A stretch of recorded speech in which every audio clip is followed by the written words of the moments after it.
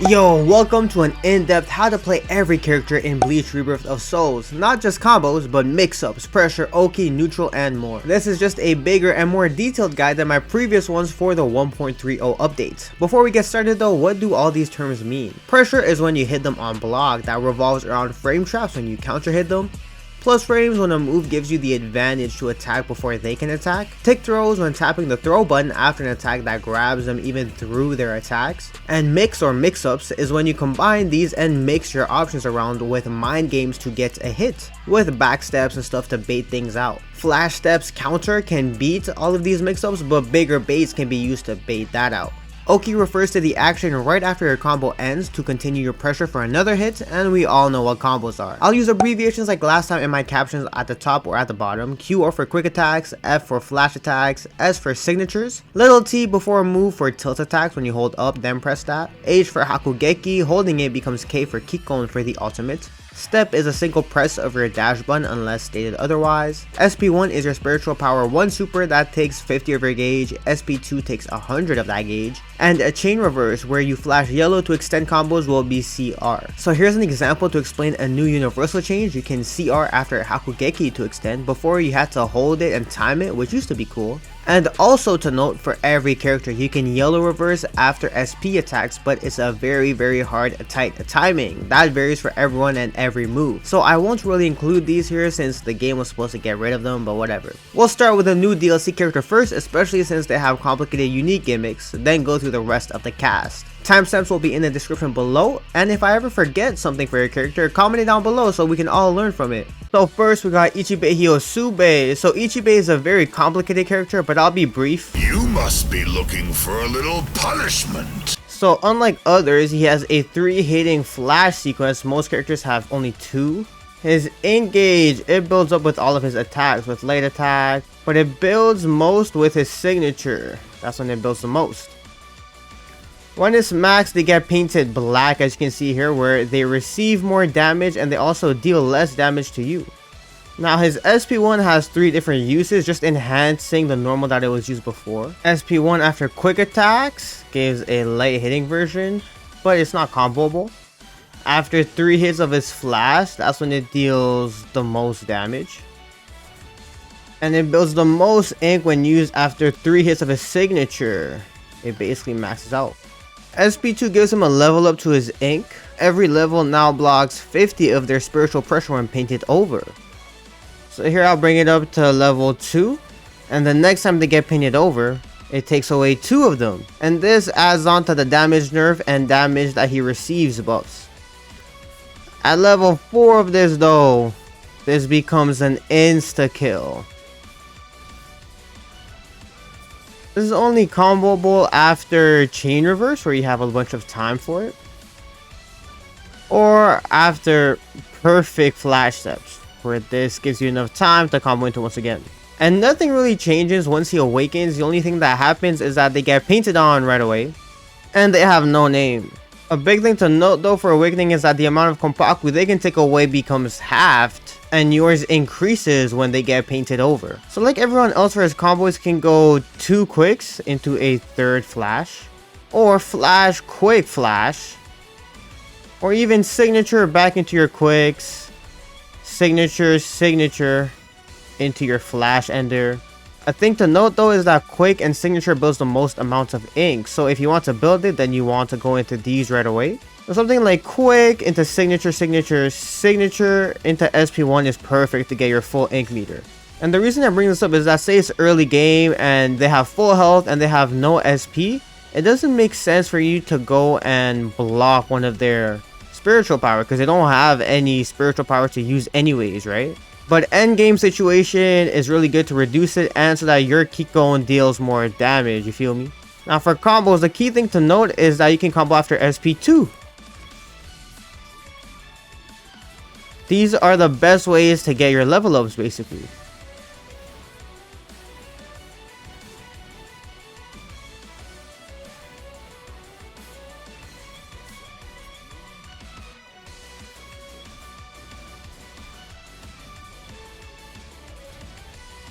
Now, this is really good damage, for example. And after 2 hits of signature as well, you can combo him. Not after 3 hits of signature or after 3 hits of flash. It doesn't work. What's annoying though is that you can't reset these levels here, and in these levels I can't show you guys the combo synergy of it, so I have to go back to training mode to reset. And the big thing about him is that he can't really link his tilt flash, which is a good neutral tool, into combos. At really far away, it's plus, meaning that if they try to mash and you connect it from really far away, it's your turn. Your button comes out first, and you can even mix in grabs where they can't really do nothing. But when you're close, you're minus. You can't do anything.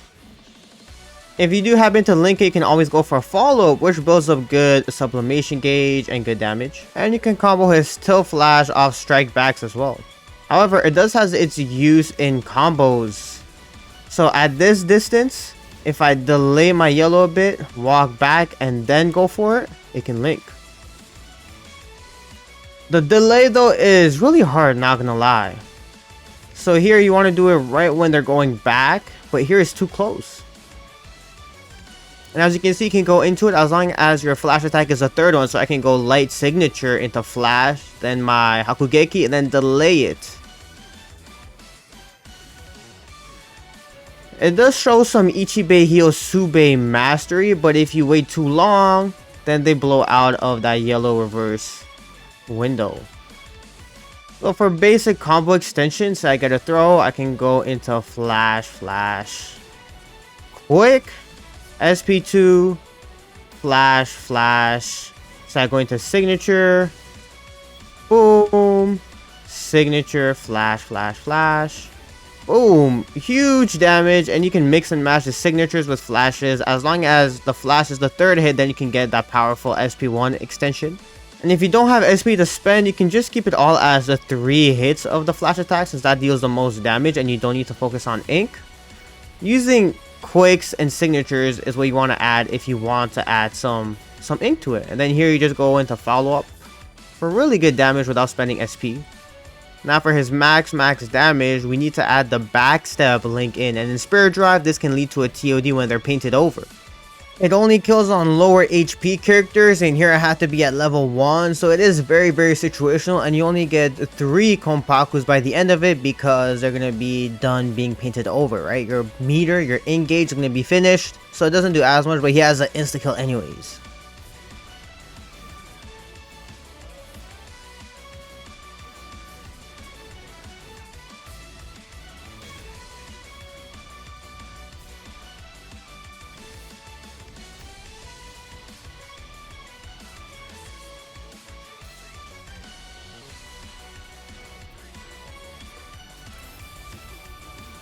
For Oki, after quick attacks, he can just continue.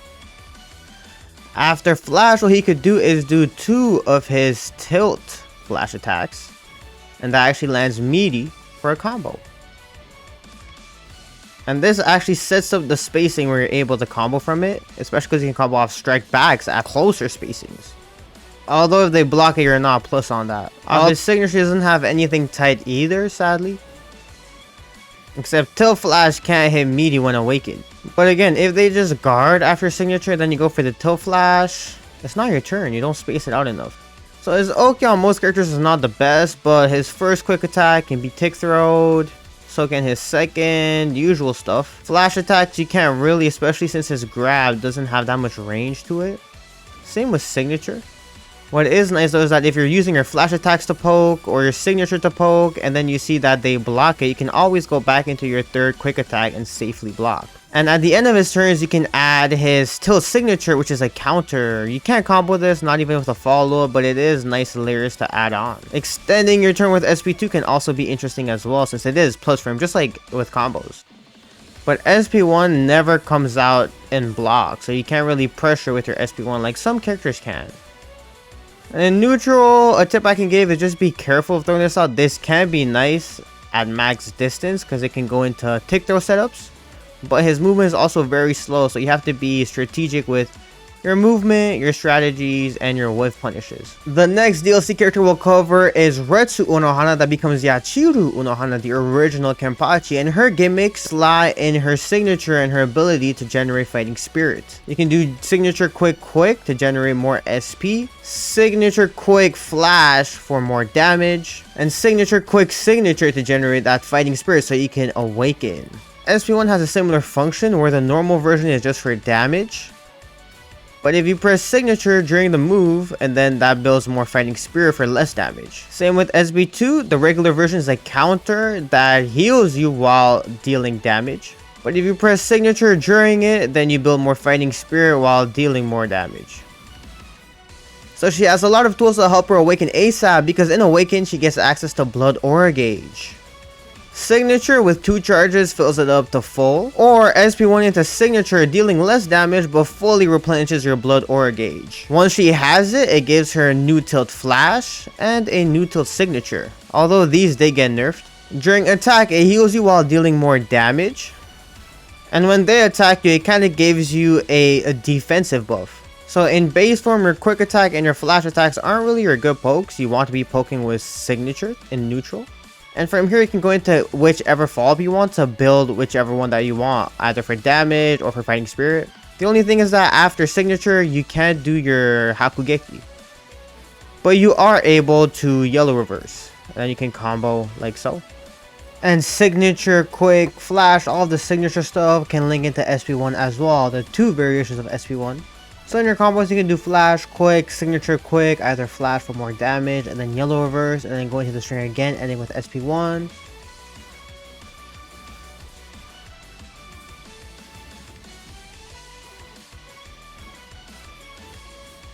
Or ending with like a follow-up. These are like her basic combos.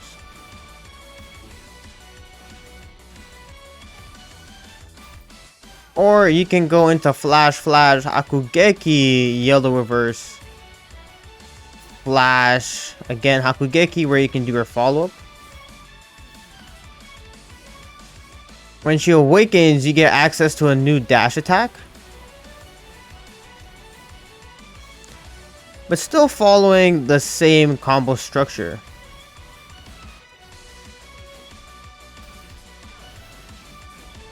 Another combo that she has is when she does her dash attack, this projectile, you can confirm it with signature. She gets a different signature property to it, which is pretty cool. And even on block, you can safely go back into your quick attacks as well. In Awakening, SP2 still functions the same as a counter, having a heal version and an attacking version. When she reaches sublimation, SP2 becomes a high damaging combo attack, which can be used at the end of your regular combos for huge damage. So you can't do much without her Blood Aura Gauge. It's still the same combos, but one key thing is that once you do yellow reverse, then you can charge up and then get into her new combos. So the first thing I want to know is that her tilt signature becomes a projectile, in which you can combo from pretty far with tilt flash. Then go into the regular combos that we covered, ending with SP1. But if you have a full Blood Aura Gauge up, you can get into the loops from neutral like I just showed, but also after like a grab. And she used to be able to do more of these loops, but it got nerfed so that she does less now, which is fine because I think she was pretty overpowered. Here, you charge it up again. Boom, one more extension before you could get even more extensions out of that. And here we'll just show you how the follow-up looks like, how much damage you get from it.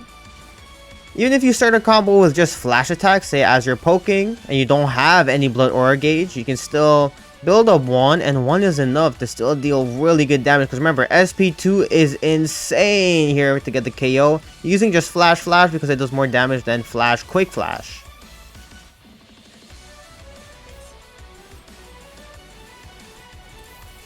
And she takes 7, remember that. If you have more than half of her Blood Aura Gauge, then you land this dash quick signature into quick flash. You can go into yellow reverse, straight up all the way, then land 2 of these, micro walk, and then continue the bombo like so. Here's just a follow-up extension. But if you don't have enough Blood Aura Gauge, it might be better to go into charge, tilt signature, and then tilt lariat, and then you can just combo the rest. A little less output, but gotta adapt to your resources mid-match. Can I talk? In base form of signature quicks. She doesn't have much of a consistent setup. After flash though, you can try to go for her tilt flash, and then get a full combo if you're within reach. The full combo being signatures in this scenario, because it does combo after strike backs with tilt flash. This can be a bit inconsistent though. More importantly, if they block this, it's plus. So close range can go into your quicks, but at further away, it's not too useful because you can't really go into your flash attacks or your quick wit. So you have to be careful of that. But what's good is that you can't go into your tick throws even from further away. So yeah, her Oki is pretty inconsistent. You can use her tilt flash to kind of get a meaty, but not really. And remember, if you don't have blood or a gauge, then that doesn't really combo. You can go for a dash attack perhaps, but it's very hard to keep it tight. Before, you could end with SP1 to build her blood aura gauge, and then you would get really good Oki afterwards. But now you're kind of just out of reach. You could still go for other stuff like big reads. Like for example, after this, you can just go into tilt signature right away if you want to risk it, and that can out prioritize some of their normals, but it's nothing too tight. For pressure, only the first quick tick throws. But then if I go for 2 quicks, you can't really get a tight tick throw setup. Same with 3 of her quick attacks. But instead, what's nice is that her single quick attack is a really good stagger pressure tool, meaning that you can go back into it being kind of plus on block. So you see here, I can go back into it before they can get their quicks out, and it counter hits them, and I can keep pressing it, and it's good because the pushback isn't too crazy where I can mix in the grab, right? So her first quick attack is a really effective tool. All of her other tools, not as good. Tilt signature on block ain't that good either. Even with the blood aura gauge with the tilt flash, not that good either. Even after a dash quick, you can head into her really strong first quick and even delay it to get a frame trap. Or just go and stagger with it. So her first quicks and her dash quick are very strong tools, especially because her dash quick covers distance, right? And our final DLC to cover is 1000-Year Blood War Tsushika Ichigo, and he got some sauce. He has an infinite when he's awakened, sadly, by just spamming flash attack. But if we disregard that, like saying it's bad at events, or actually having manners when playing him and avoiding this infinite, there's more stuff that we can explore because this character has a lot of layers when it comes to combos and mix. Probably the most mix out of all the DLCs and one of the better ones in the game. So he has no unique gimmicks, just a unique signature that functions as a Rekka. Rekka meaning it has different follows, kind of like Unohana. So he stances up where light is a combo tool. Flash, we're going to see that later, has specific uses. Signature goes into Getsuga, and there's a signature step as well. Combos stay the same for him, so if he starts with Flash, goes into Flash, he can combo with his quick version of the Rekka. And if you want to extend it even more, you can go into your follow-up. You can combo his tilt lariat with his quick as well. Off throws, you can fit in his flash Rekka signature into flash. And this is his most damaging BNB, basically. For SP1, you can't SP1 after his Rekkas, only after regular flash quicks. And this works the same when he's awakened as well. His most damage though, if you're going to use your SPs, is to do signature step into SP2, because then you get this high damage close range version. Because if you do SP2 from far, it only throws out the Getsuga. You can fit in SP2 normally, but again, you just get the Getsuga as well. Not good damage. You don't get the double hits from it. In Awakening, everything that we just discussed is the same, except now we also get access to our step into Getsuga after our reverse. So signature, that works, which is pretty cool. And then we can still do our signature step SP2 with quick timing. Huge damage. Also works after grabs as well, but after grabs you want to go into the Rekka one because that one deals more damage. And if you land his yellow reverse as well, it's more damaging to go into his flash Rekka instead of the Getsuga.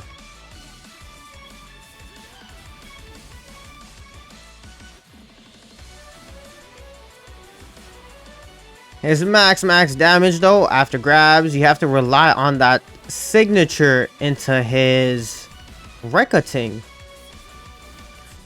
I mean signature into flash ting. So boom boom boom, I had to do it twice there. And this actually gets us in that now or never state on Rukia. And what's cool is that you can combo Getsuga after this delayed flash tip as well. And this one does kill with an SP2 ender. Where he does shine though is his pressure and Oki. So after his quick version of his Rekkas, he can continue his turn. And they're unable to mash here where he can get another combo. Or he can also tick throw with his grab and they can't do nothing about that. And you want to throw in that grab when you start to see them block your quick attack. So here they block it, and then the next time that you hit them, you can go for the grabs. When they start to take this mix-up though, that's when you can add more layers. The third layer is to backstep. Backstep, you can forward step again, get a full combo with your flash starter. Flash starter is dealing more damage. You can also backdash into your lariat, and then go for another mix-up. And remember, your quick attack is able to beat out the grabs, right? So it's a mix between the grab, taking the grab, punishing it. The second thing to throw in there after your flash combo enders is going into your signature and then timing your flash. If you time it right, you get a meaty hit for huge damage because that's his most damaging starter, right? And then from here you can go into like your TODs basically. And on block, you get plus frames from this. So you can continue your turn for a free combo. Or you can go into his grabs as well. Now the layer for that one is either you get your huge combo starter for damage, or you step and grab them as a little mix-up tool. And what's cool is that if you do his Rekka signature step, you get this unique backdash animation in which you can go back into his Rekka. So that's kind of sick, although this one does have a bit more recovery if you don't branch into the other Rekkas. Besides that, like Unohana, his quick attack can act as a frame trap as well, being plus on block. So the single quick attack being great. That means it also tick throws, including your backdash mix layers as well. And his lariat also, the tilt flash, also tick throws. So a lot of people don't notice about 1000 Year Blood War Ichigo. My boy Soul Society Ichigo is next, and he doesn't have yellow reverse, he always has a white reverse that's tapped into Zagensu just like the show to make it more canon. And this gives him different properties. So in base forms, he's just normal, where you can finish with SP1 as a combo ender. If he's in white reverse state, then this leads to huge damage on that SP1, which becomes a Getsuga Tensho. SP2 can be comboed because it's a DP, so a reversal, a defensive move. And his still flash, you can't really combo it. It has a second follow-up though, where you do flash again. And this isn't really a combo tool. Only off strike backs at max mash range. Same with the follow-up, you can whiff the first part but land the second part off a strike back and it combos. And that's pretty much it, to be honest. He doesn't have much combo variety, he's just a rushed on, but his Oki is where he shines in base form. So, even after dash attacks, whenever he ends with his flash, he can fully charge up his signature, which makes him plus on block. Now, sometimes the spacing can be a bit off for this Oki to work, where you don't reach necessarily. And if they get hit with this Oki, you can combo the fully charged signature version. You can't combo the first hit of it, only when it's fully charged.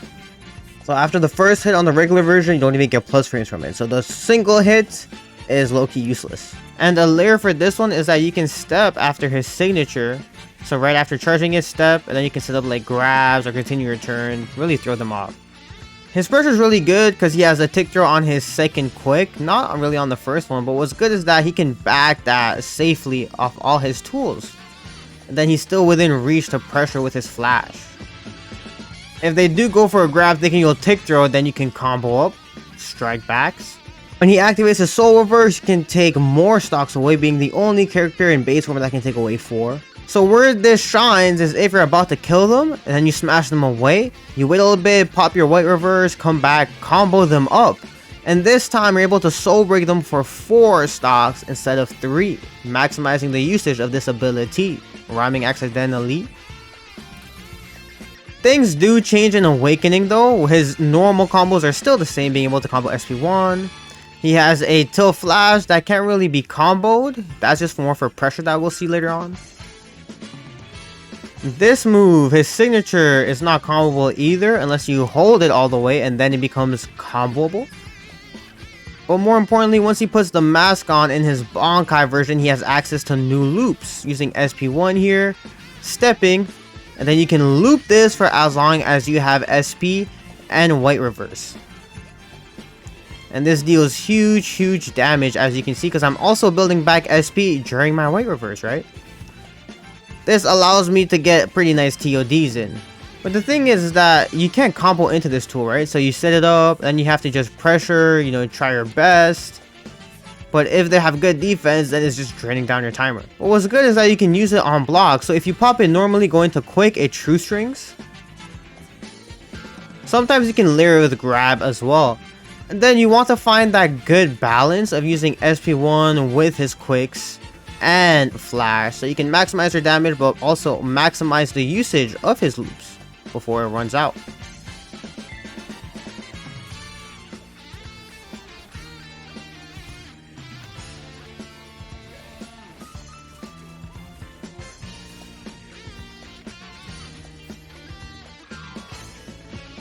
And with characters with less HP, if you can mix the grab and strike back in, then you can get really huge damage on this to be able to soul break them. And soul breaking is important because that's where, you know, the big damage is at, instead of just doing a key cone early.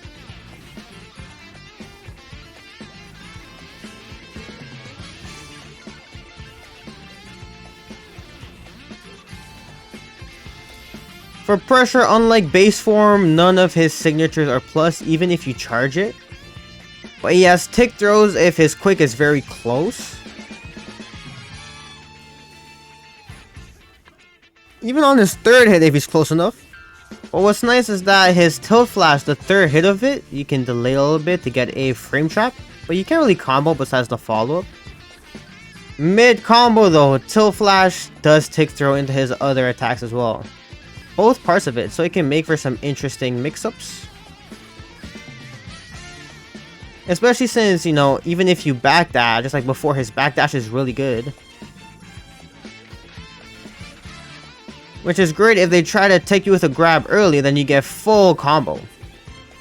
Next up, we have Bankai Ichigo that revolves around loops and stuff. So his key mechanic is that he has SP2 that changes the properties of his moves. So tilt flash regular can be comboed, but in SP2 state Getsuga Aura, you get a follow-up after his tilt flash attack, and you also get additional Getsuga Tenshos that you can loop. His SP1 is a DP, not a combo tool, so let's go over his actual combos and optimal loops. And you can combo into this mid combo where you can combo the Lariat part in, and then get Getsuga loops in.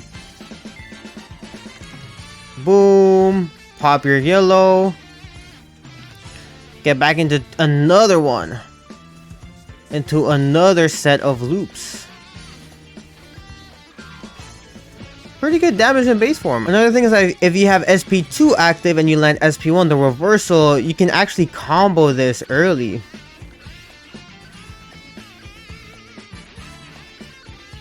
Now let's switch into Awakening, where he gets this extension with Charge Getsuga into Dash Quick. So you can add these after your yellow reverses, although the timing is tight to just optimize his combos a bit more. And now if we put everything together,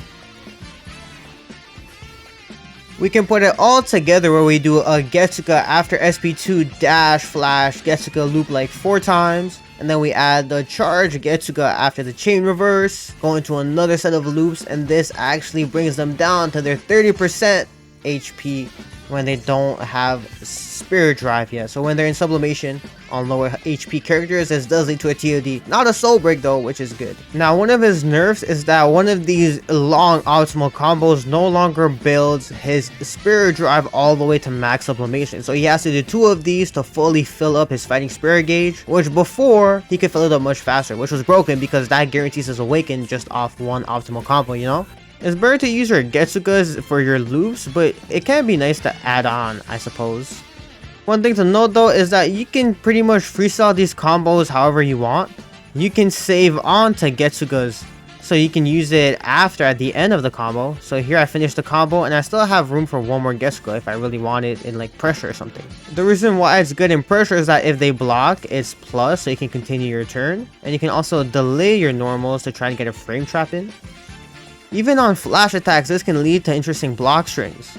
Now Getsuga in pressure can be interesting because you can use the spacing out to set up a frame trap Getsuga, and if you get the spacing right, you can actually combo off this strike back into, again, full damage. Using the Lariat way or the Getsuga into step way, it's up to you.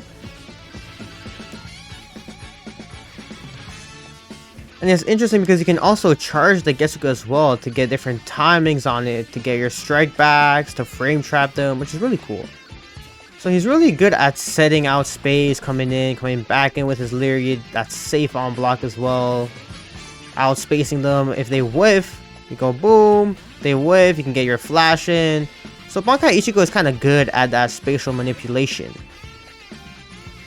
In his reawakened form, after he dies with sublimation, he can combo signature at the end of his flashes, but he doesn't really have many combo tools. Like, he can't really combo his tilt flash at all. He can't combo his grab at all. This is the most practical combo that you can do off like a flash starter. Nothing crazy.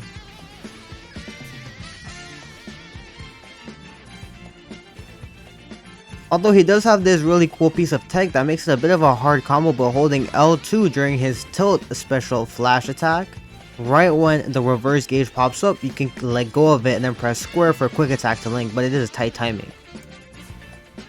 And the reason why he's so strong is because he can stagger all of his quick attacks, even the second one, which is really good for pressure. He can tick throw from them as well. And he can also tick throw from his special flash attack sometimes, which is crazy. On top of his signature move that can act as a frame trap as well. And he's also kind of able to tick throw you into his SP2, which does huge amounts of damage, on top of SP1 being a reversal. So he becomes more of a grappler type character. Next is the final Ichigo. Ha, see what I did there? Dangai Ichigo. His unique mechanic is that he levels up after every Kikon, where his third one becomes Mugetsu, an insta-kill. At every level, he kind of changes a bit. At level 0, he used to not have much, but now they made his SP2 a combo tool. Although it does take 100 of his spiritual power, but it's still very good.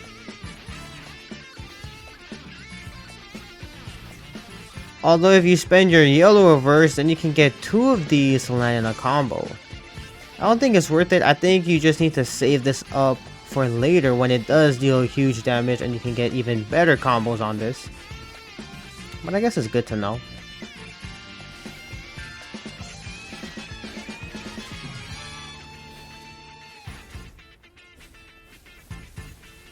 And his SP1 counter can't combo into anything either. And his breaker signature at his initial phase can't be comboed with at all, not even with a follow Poho. When you land his first Kikon, you reach his first conclusion state, so level 1. And here we can see how much damage his normals do now, getting more hits and follow-ups after his tools.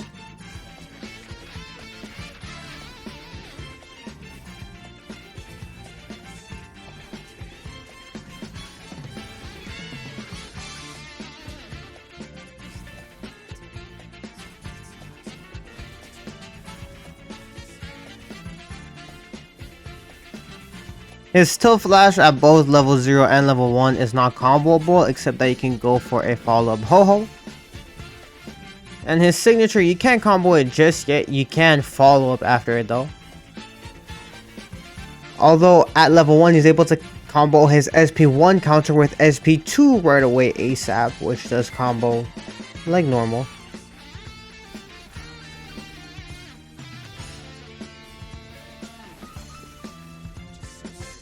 After the second one, you get to level 2 where the third one is Mugetsu. His signature breaker can finally be comboed now with a tight step into flash attack.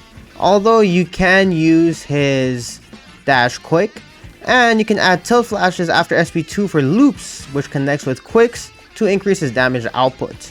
In Spirit Drive, he deals so much damage that he can TOD easily. After his chain reverse, you can combo his tilt flash as well. And here, we don't even need to add on these extra hits here. But it shows how when he's in Spirit Drive, he's able to easily get soul breaks, which is overkill. He doesn't even need that. SP1 is now comboable. He has an easy combo extension with SP2 afterwards, where we can go into the loops with tilt flash. And this does, again, really easy high damage already in the red. And you can combo with a tight dash quick attack if you don't have the SP. So his counter finally having some uses now. And obviously from here you can yellow reverse and do all that. Now I don't want to keep showing the same loops. I do want to show how after grabs you can connect his tilt flash in. And then you go into the same loops. This is basically his only combo, I guess. But it does so much damage, although expensive. So it makes him very strong. You definitely need to be using this in your gameplay.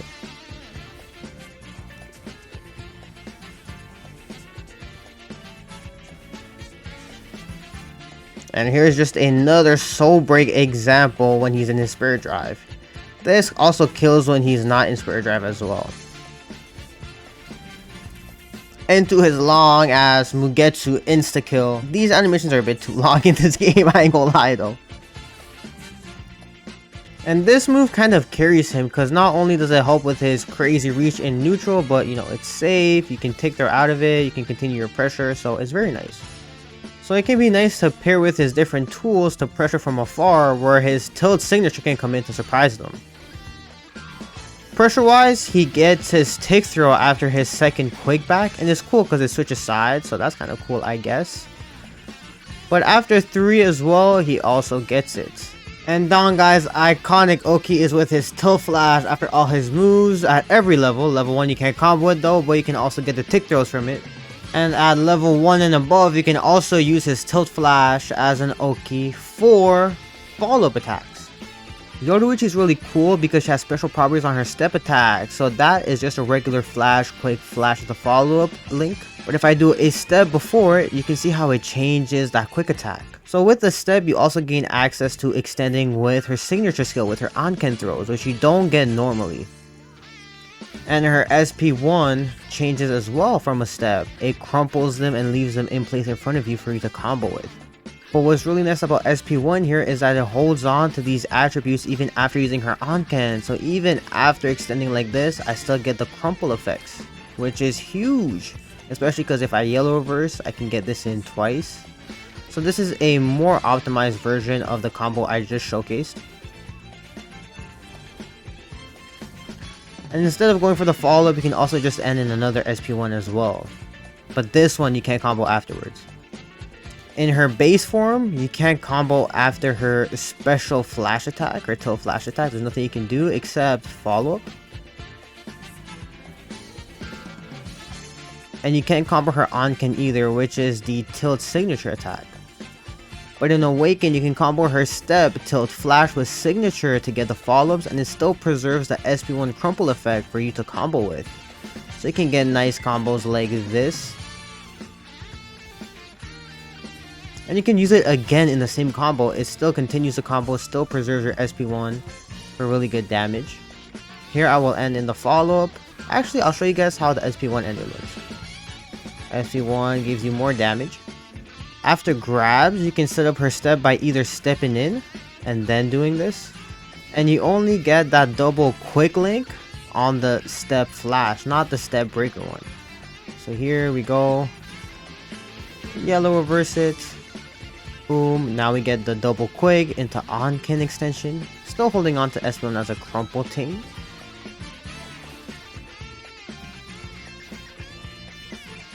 And here's the follow-up ender example.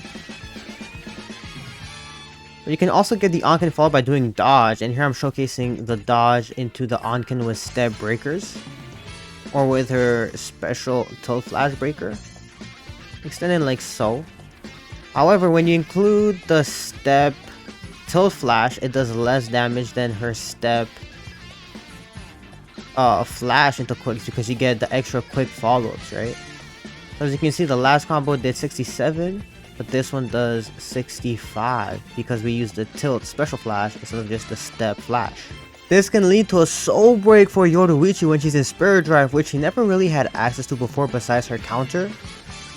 This was off a strike back, then we can link our flash quick signature for the Ankin throws, and then our SP1 links. And what's nice here is that after the smash with the now or never, you can delay your flash step, then press dodge and then flash, so you can get that flash quick Ankin follow up again instead of having to dash, which can be a bit trickier to time. So finally finding some use for actually using the dodge to get access to her step specials. And this is crazy how she can soul break now. This is a lot of damage.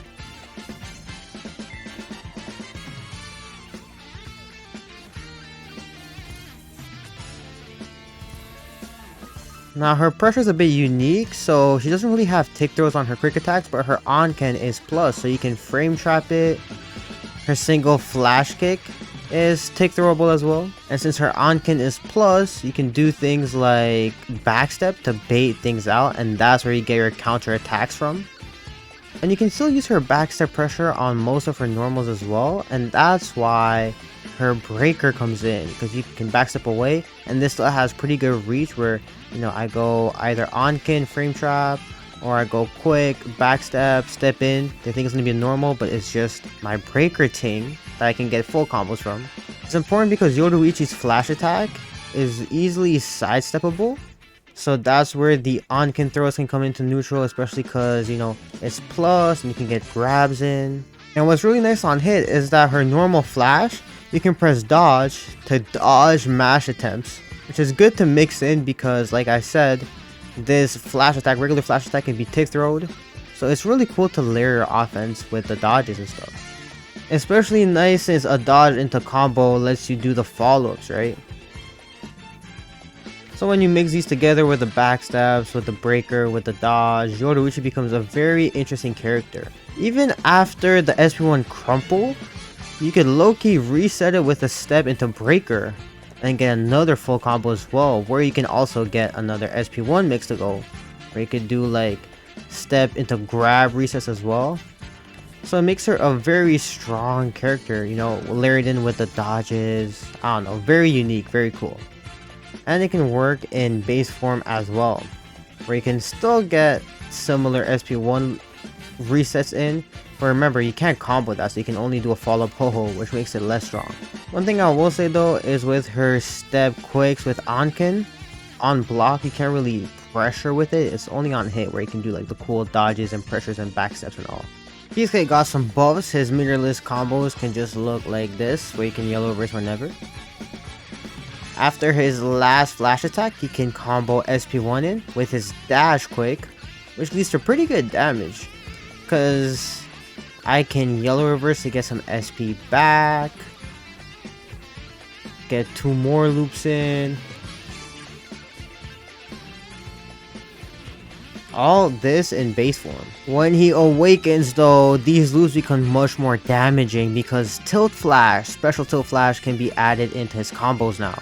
And this special tilt flash into step flash is needed for his most damage, although it's super hard. This combo has 3 of them, and oh my god, this combo is so hard. The timing was insane, but as you can see, we have so much at the end of the combo that I didn't even need the SP again. I could have just Kikoned, and then that damage would have been enough to soul break, or sorry, Hakugeki, and that damage would have been enough to soul break. But Kisuke's output is insane if you time it properly, especially if you master this link. But online, this link can be mad difficult, oh my god. And we had to show it off on Unohana with her regen, because even through all that, even through the nerf, even through her blood aura gauge, we're able to deal insane damage. His easier TOD revolves around just SP2 and then dash stepping, which is still really good damage.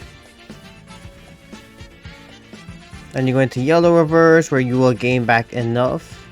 So you don't need to add the harder tilt flash if you can't, because it is pretty hard. This one is fairly easy. And then now we can go on to his pressure after this combo. His first quick is a good tick throw setup, not his other quicks as much. Although he has good backdash pressure on all these. But in SP2 mode, he's a lot faster, right? So his backdash pressure is a lot better because he can actually get punishes on these. He can... this frame traps. Not just frame traps into attack, but frame traps into grab as well, even from further away. You have time to step into them and then get huge damage if you still have SP2 going on, but you should be saving SP2 for your combos. Now he does have this counter, but using it in pressure, it's a bit hard to get the right timings for it. He doesn't really have the tools for it. And SP2, then it comes out a bit quicker. Only after his first quick attack though, then you're able to combo from it. In his base form, it's kind of similar, just first quick attack being good, not the rest. His dash pressure is okay still. The only thing is that on SP2, tilt flash is no longer buff. So tilt flash, you can't do the same setups. And for his counter works better after his quicks. Only after the first quick though. But not in his regular form, only when SP2 is active.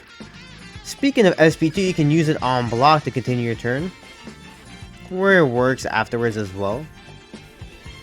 His Oki is really strong because after the flash ender you can continue flash again.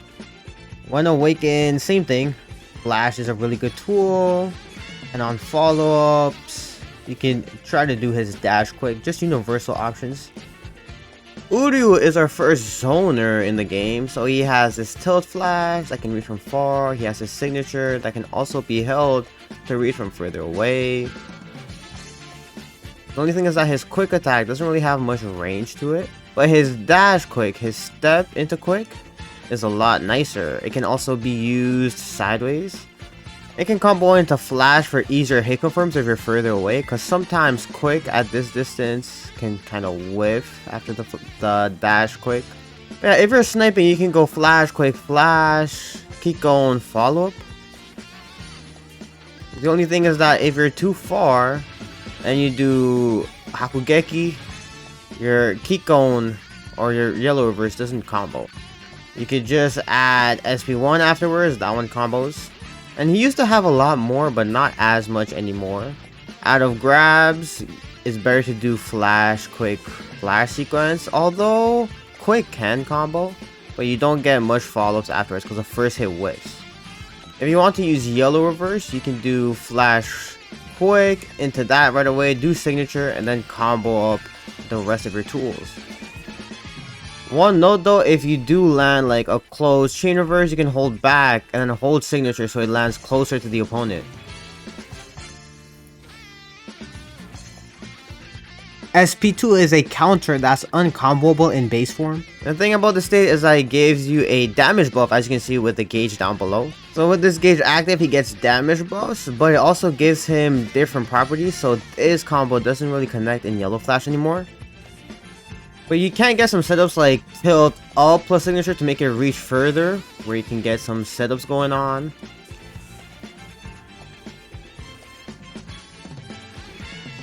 But it's a nice buff, short-term buff if you want to get a bit more damage, which is nice. So when he awakens, he pretty much stays the same. This can be kind of inconsistent to land, not really a reliable combo. And at the closest distances, you can do flash, quick flash into Hakugeki and still get his signature charged in.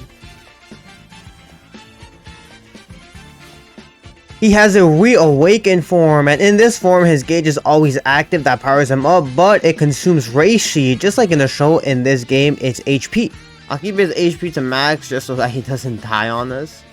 SP1 as well, used to be able to combo it but not anymore. The same close max damage combo that he has does a lot more damage now, just because his signature deals more hits, all of his attacks deal more hits, so he becomes a very strong zoner. From far away, you can still get his Hakugeki to follow up, which is really good damage, or SP1. Off his counter, he can combo with flash right away, and this leads to huge damage. On higher health characters, you can do his yellow reverse earlier, but in this case, with the flash step, you get quick attacks, yellow reverse step in, and what's cool is that you can still combo a set of flash in after a close range Hakugeki, even with a 30% smash. And this leads to a TOD.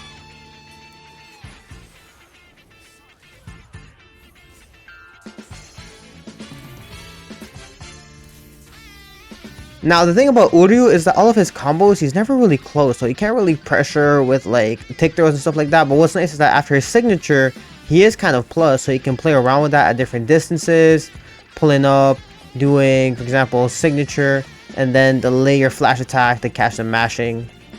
Same thing can be said mid combos. You can't really set anything up. You can set up signatures though to try and pursue afterwards. This applies to all of his forms. The only thing is I can say is dash attack can be used as like a bait tool, since it pulls up forward but then pushes you back away to be like safe, or safer at least. What's nice is that you can frame trap after his dash quick attacks, which is really cool. Where he kind of does his thing is off Oki because of the pushback. He can kind of set up like a far signature holding up and then signature to kind of meaty them, and then behind that you can pursue behind them and stuff like that. And you can also use it for fake outs. So what I mean by faking it is that if I go for this move, I show them I'm going for it, they can be incentivized to flash step it, or perfect flash step it if I can get the timing right. Just like that, there we go. But if I do like the far version, they might think it's a close version, they might try to perfect flash step it, but nah, it was just a fake to actually miss on purpose, so they waste their resources and get a regular flash step instead. Now for chat, he revolves around his signature thing, but we won't talk about that just yet. If you hit your normal combos, you can go over something like this, bop, bop, bop, nothing too crazy. So what you can do is you can do signature step, and this gives him new combos. Like you can do signature step SP1. So with SP1, after close lyric, you can combo into your quick attacks. Pop it. But you can only do one SP1 until the next one finishes. So if I already have SP1 active, I can't do SP1 again in the same combo. And with SP1 active, you charge it a lot faster.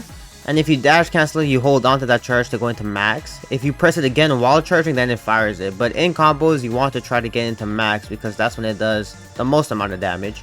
And remember, you can still do his yellow into SP2 for more damage. So here we'll compare the damage. Bop. Out of grabs, you can go for the flash quick flash into a step, into the follow-up, or whichever that you want. The only other time you can use SP2 instead of in neutral for that armor is after perfect flash step dodges. Or you can do grab into step into tilt and then delay your SP1 and get the bombo up. If you put it with a charge though, this is where you can get really damaging combos. So when fully charged, you can go for grab, step, tilt, pop the SP2, tilt again, delay the signature, get huge damage over here. And you need to make sure to delay that signature, or else you'll cut out the damage that chat can get.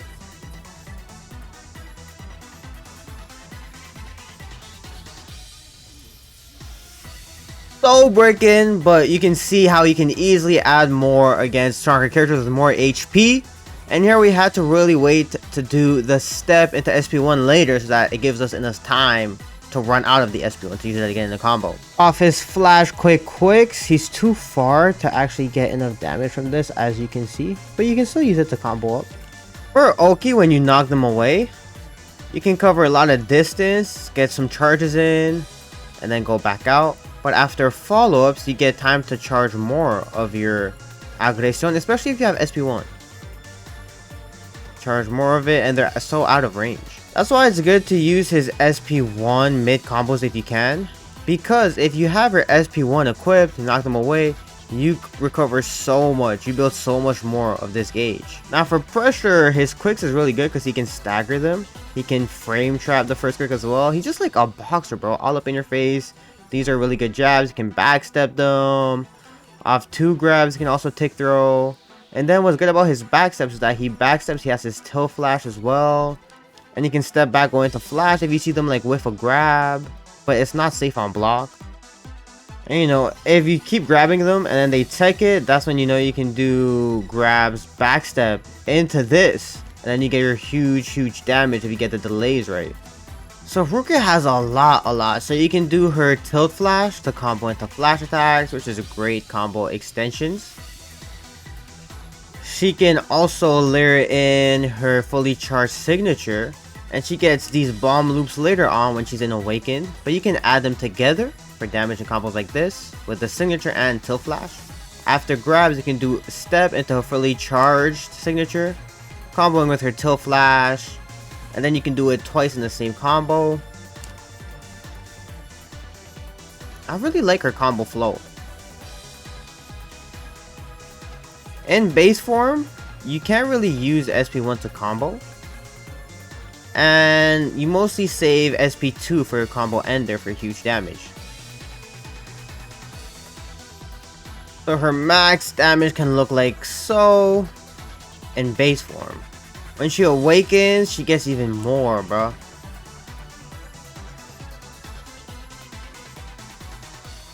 So the big change is that her SP1 and SP2 change drastically. SP2 you can tap it 3 times, actually pokes the ground, and then you can combo after these.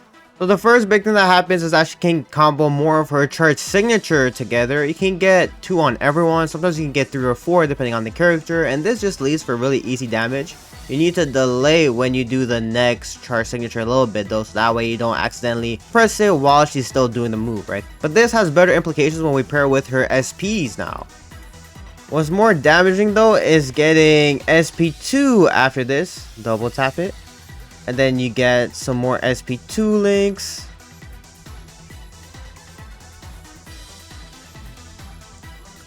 And this is her most damage.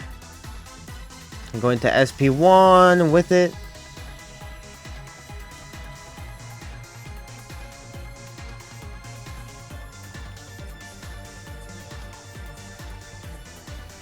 The flash, quick flash. Although this leaves you too far to go into your charge signature, only tilt flash. But once you yellow reverse, then you can go back into your charge signature stuff. And what's nice about Rukia 2 is that at the end, if you smash them away and they're close to dying, you can end with SP1 or SP2 to end the combo off. So this link is actually used against the higher HP characters in order to soul break them. It's a bit harder, but it does deal more damage. So after her flash, you can do her SP2, tap it 2 more times and still connect afterwards, and then mixing it up with her charge the signatures with her SP1s. And what's cool here is that you need to time it so you're able to delay flash step twice before your reverse gauge completely depletes itself. And then even at the end of the combo here, I use another and look SP2 at how much charge version, and I can still continue the combo, but can patch the eyes too, by the way. So goddamn, I don't even need the Unohanas with blood or gauge or against her Chaz. You can keep the combo going to actually kill them afterwards. Really high damage.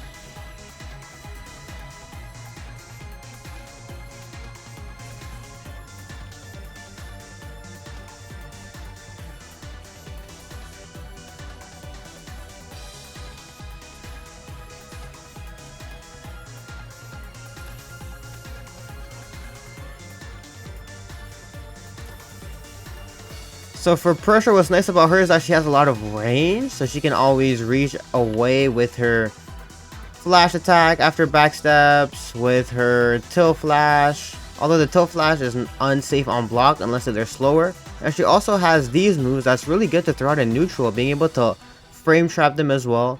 And then if this hits as a strike back, let me see if I can get it. I can combo or try to combo with my tilt flash as well. So her tick throw game is a bit limited. None of her quick attacks tick throw, even mid combo. The only thing that she can use for plus frames is the charge signature where it can tick throw. And then in grabs and combos, you can try to go for it again if you're close enough. If you're too far, then you can whiff, and you also have to time it, right? Because it has so much hit stun to it. And for Oki, they're still pretty close after the flash ender, as you can see, so you can do step into flash for huge damage. Follow-up is a bit more limited. All you have is dash quick attack, and even then it's very hard to make it tight because tilt flash, nothing works because of the distance compared to the flash ender. So flash ender is definitely the one that you want to end with. And of course her main thing is just mixing in her signatures, even the uncharged version mid combo, Because then if they start to mash, you can backstep away, reset it with her tilt flash, and then continue your pressure. Next up we have Ikaku Madarame revolving around his signature, which are his stance. So quick attack lets him combo, stance flash is like a combo ender, and then he has stance plus step, which is a counter attack. His SP1 works the exact same way as his signature Rekkas, and they actually fixed a bug where he can actually use it in combos in base form now. So he can do something like this with SP2 to combo after his quicks. Then he yellow reverses where he can do his SP1 quick, tilt,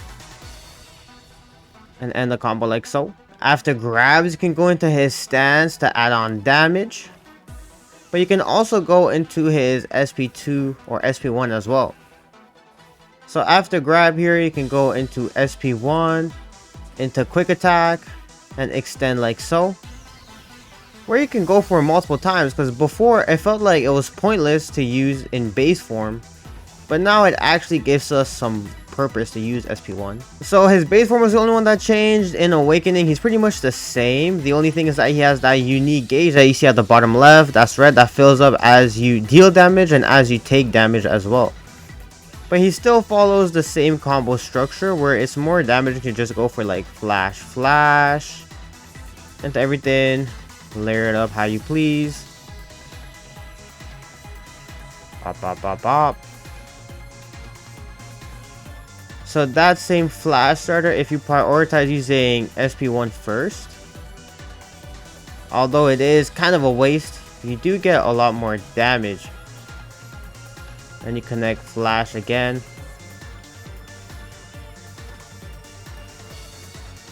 He still has the same TODs as my last video, but here's a different route using his SP2 extension that I didn't showcase before. Here you can go SP1, but it only kills on characters who aren't awakened yet with lower HP. I feel like this game should have given Ikaku more damage. I don't think they did him justice, to be honest, but he is more of a mix-up character that we'll get into right now. So after his combos, can do his stance into his flash follow-up. Even after his ho-ho follow-up, you can go into stance into the flash, but it's really hard to combo. But if you have your SP2 active, it's actually too fast, so you have to delay it. You want to make sure not to do this too early, or else you'll be in too early. For Ikaku's pressure, because he outspaces you so far, he can easily set up frame traps or different spacings from his quick attacks, or to re-go into his first flash. So if they don't have far tools, you're forcing them to poke with either their flash attacks, in which if they try to match with flash, it would reach sometimes, but you can still outspace it, so flash attacks whiff. But that also means if they're countering with flash, quick attack becomes much stronger, right? Because quick is a lot faster. So that's kind of like the mind games that Ikaku forces you to play. Especially when you add in like step back pressure into his tilt moves and all. Look at how I'm pressuring from max distance right here. Like that's kind of crazy. If you can master out his pokes, his distances, you can accomplish a lot with Ikaku. Right here, boom, strike back. Oh, huge damage on the way. In Awakening, he doesn't have as much pushback, but pretty much everything is the same. Only his first quick having the nice tick throw, but still having the good spacing. Rangiku, the best you can do is connect flash combos into SP2 for damage, or yellow reverse if you want to. SP1 is a counter that you can't combo at all, so that kind of sucks. So here are some examples of her optimal extensions where you can go into signature right away and then save SP2 for later, and then you can go into yellow reverse and all that. Make sure you're managing distance though, and you can pretty much freestyle however you want with Rangiku.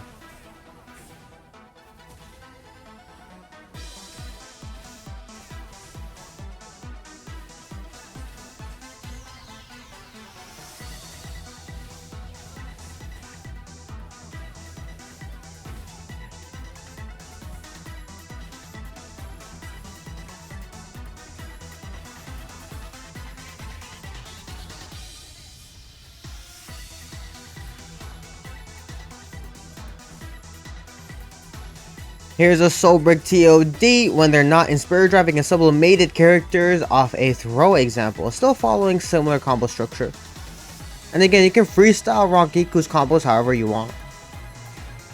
What's nice though is that if you do an SP2 instead of another signature, you can land her tilt flash to continue the combo and get more damage.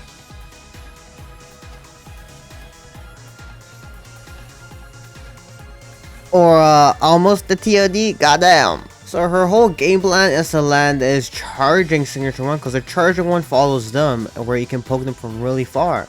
And this you can basically keep continuing as like pressure from really far away, but people try to flash step this. So training mode sucks, it's hard to show this, but if I can get them to hold this and they get the perfect flash step, but training mode sucks. That means you should watch out for that, and then when they do flash step, Rangiku is able to punish. Besides her Hanako gimmick, she can also use her tilt flash as a meaty option, and you can combo this one too, right? And then you can go into her loops for really high damage. Yeah, Rangiku might be a big crap, not gonna lie. For pressure, even with Hanako active, she has a tick throw on her first quick. On her 2 quick, not so much, but with Hanako, she's really good at backstep pressure, right? And then pressure from far away, so once they think you start to grab, you go back, you do a flash to punish. So if you have Hanako active, here's what I mean. You can jab, step back, and then get a full far range punish, which is really nice for Rangiku. In her base form, everything is kind of the same in terms of tick throw and pressure and stuff, except you can get off it. You can get it off too. Backdash is still okay because you still have this, although you can't really punish with just singular flash. But she has this for neutral as well, which can be interesting, kind of playing neutral a bit faster, like Uryu for example. And if you do get like strike backs, you can try to combo with, whatchamacallit, flash step ho-ho. For Oki, on top of the tilt flash, you can also just use her signature to kind of apply some pressure, I suppose. Shuhei is interesting. His base form is pretty much the same, but what's nice is that using SP1 increases his gauge now. Again, at close range, the tilt flash doesn't really combo. At further away, it does combo for some reason, but only on the second hit, not afterwards. Yeah, it's giving you more incentive to use his other tools now, because SP1 is nice. What's nice is that he no longer has to kill, and he can finally get his red SP1 in games now, which means he gets access to his loops earlier. His still flash, still bad. His signature, still bad. Can't really combo it. I don't know, bro. This is a good like neutral move though, but we'll see that later. And be careful of his flash whiffing if you're too close. So now that we have SP2, still does the same. Still the same properties in yellow. We need to get it to the red to get access to his big boy damage, his big boy combos, and how we have it when it goes into high end. With high end, at further away, you can get loops in. Just like that. And this leads to big boy damage. So of course in neutral, it requires you to actually land flash to start off, which can be a bit inconsistent. But if you land like a grab, you can go into this route.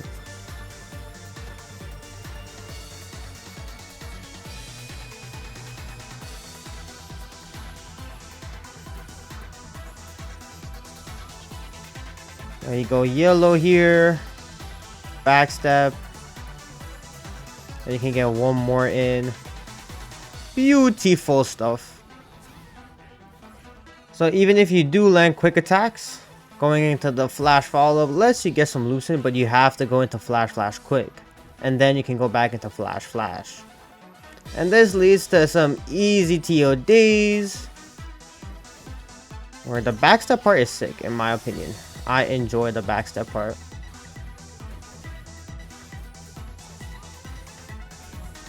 But the combos keep dropping weirdly enough. So yeah, just remember quick attacks up close, never flash.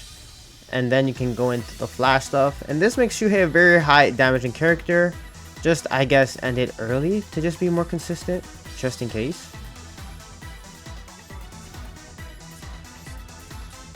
And it's fine because even without soul break, he still takes out 5. Pressure wise, if he pressures with his quick, he has some tick throw abilities like everyone else. But what's nice about him is that his backstep pressure is so much better than others because of the output that he gets out of it. So out of successfully baiting them to take this grab, So if he's able to get a shimmy off, then his output can be really high, but you have to really know your distances, your poke ranges, and manage distance with them in order to maximize him fully. Another thing that's nice is that signature, if you do use it on block, it has a lot of pushback to it, which makes you safe. Here, you can go into flash attack if they whiff something, that's good pressure as well. And with the backdash tech, you can slide in where the second hit can frame trap sometimes, especially at further distance or at closer distances, sorry. So right here, the second hit can frame trap, combo with quick. And then you can go right into the loops at endgame situations. On block, this has huge plus frames where you can continue your turn, where you can go for grabs, but it's better to just save it up for combos unless you have enough SP to spend and they're close to dying. So for Oki, after Flash Ender, they're too close for Flash to hit meaty, and after the follow-up, you can try to go for a micro dash into Flash, and then that can hit them. What's nice for Oki too though is signature. Signature can be like a really big meaty hit, where you can try to continue with like your slide from far, frame traps and all that. In base form, he still has the same tick throws, and what's nice is that his backdash flash reaches, so you don't have to micromanage distance too much. If they whiff a grab, you get free punishes. So his SP1 in base form doesn't have many plus frames, so Katsui or Shakaho, at least high end starts to get plus. Also for Oki, after his SP stuff, he can get really meaty hits. There's a lot more depth to him with how all of his SPs change, but he can get some pretty interesting layers. Renji can combo his signature with Tilt Flash into quick attacks, even after his yellow reverse. So he doesn't have to be in SP2 state anymore to combo these. But he did lose his really cool held follow-up combo extensions, which I wish they kept in the game. He can combo his SP2 mid combos now, which makes him better, giving him more combo depth in his base form, making him more than just his Bankai, you know. SP1 isn't really a combo tool, it's a 360 DP, which is used for defensive purposes. And that's pretty much about it. What's nice about him is that he has insane range with his signature, so he's a really good zoner, where you can frame trap his signatures together, but you can't do much besides follow up. This move can be interesting on block. It used to be plus, but now it's only plus after SP2 is active, which makes for really good pressure, because full screen away, if you land this, boom boom boom, not only does it combo, but if you land his signature plus the tilt flash, it is plus on block. You need to be mindful of this gap here that they can flash step in, so you can do one, and then if they flash step, you can do your SP2 to like counter any approaches or whatever. But this man is all about his Bankai anyways, and they did end up buffing it actually. But yeah, flash can now be combo with his signature, and signature brings him closer, which is part of your strategies. But you can also combo signature into SP2,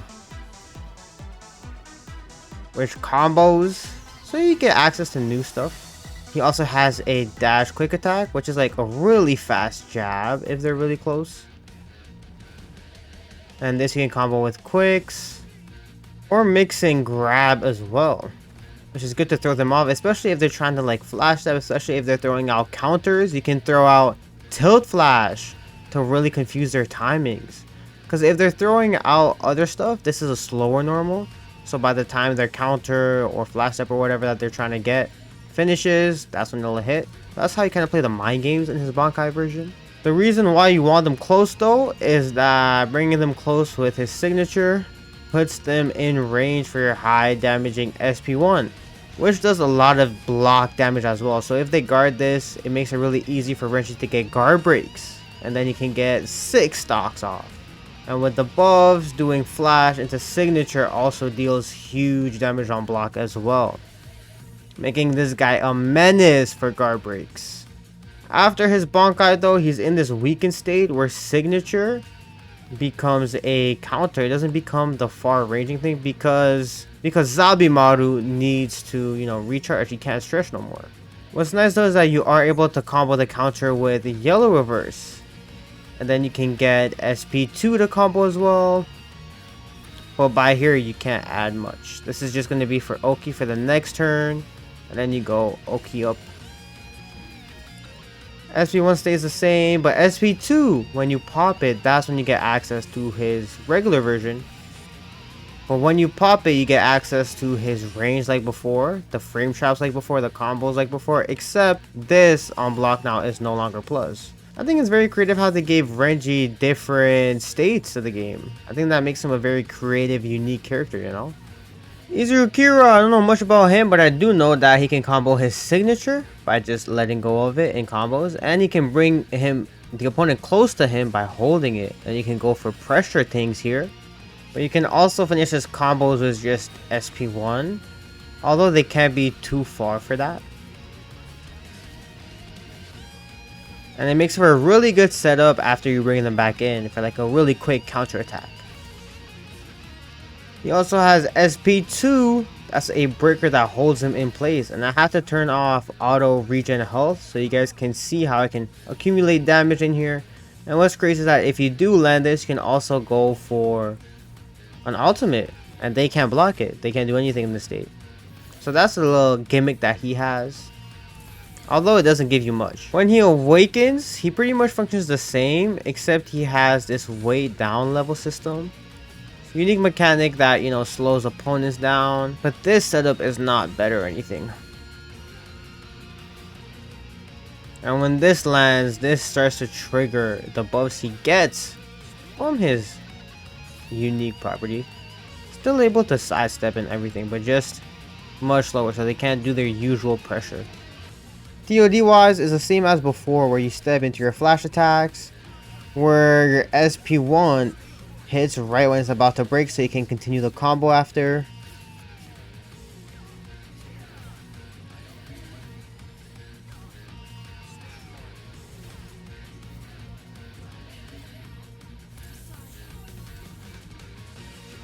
And then from here you can continue this pressure, can mix things around, step back as well. And this step back's really good because his flash moves him forward for really nice punishes. But his pressure isn't too strong since he doesn't have any tick throw setups on any of his quicks. Although he can frame trap like after dash into quicks if he gets the timing down. So that makes this really good flash button not as useful since they have no incentive to be pressing grab. Although he has other gimmicks like slowing them down, bringing them back in even from neutral, so that's interesting. Time for the captains, and Mayuri got some buffs with his signature being able to cancel it mad early, which accumulates poison on the opponent. And this poison, when it accumulates, it gives him a damage buff on all his attacks. As you can see, his attacks use up the gauge to deal more damage. All of his combos revolve around his special tilt flash attack. After grabs, that's the only way to combo it.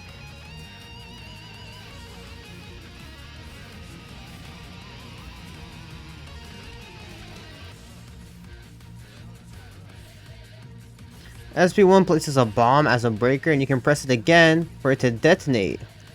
SP2 is another breaker that grabs them, but if you're too close, it goes right behind them. If you land his SP1 and somehow land one of his hook attacks, you can go for this combo after a follow-up where it detonates automatically at the end to continue with another tilt flash. This is a sick combo, not gonna lie.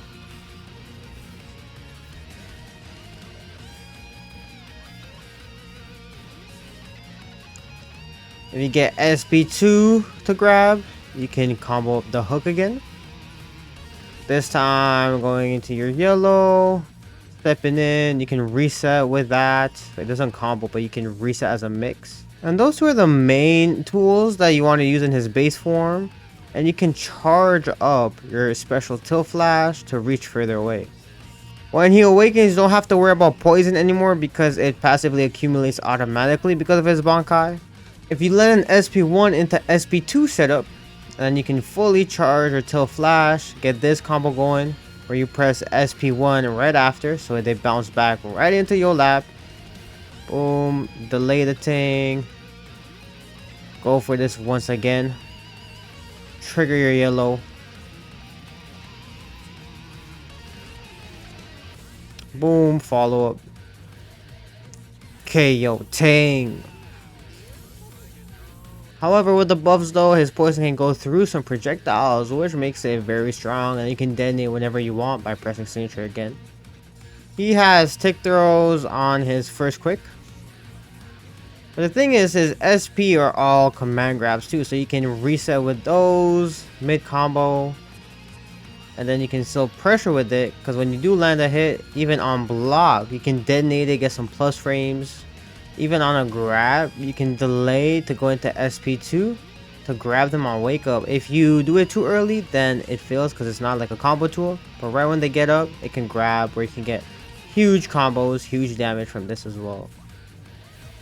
So this boy's pressure and Oki kind of interacts together, and it do be kind of cheap, I can't lie.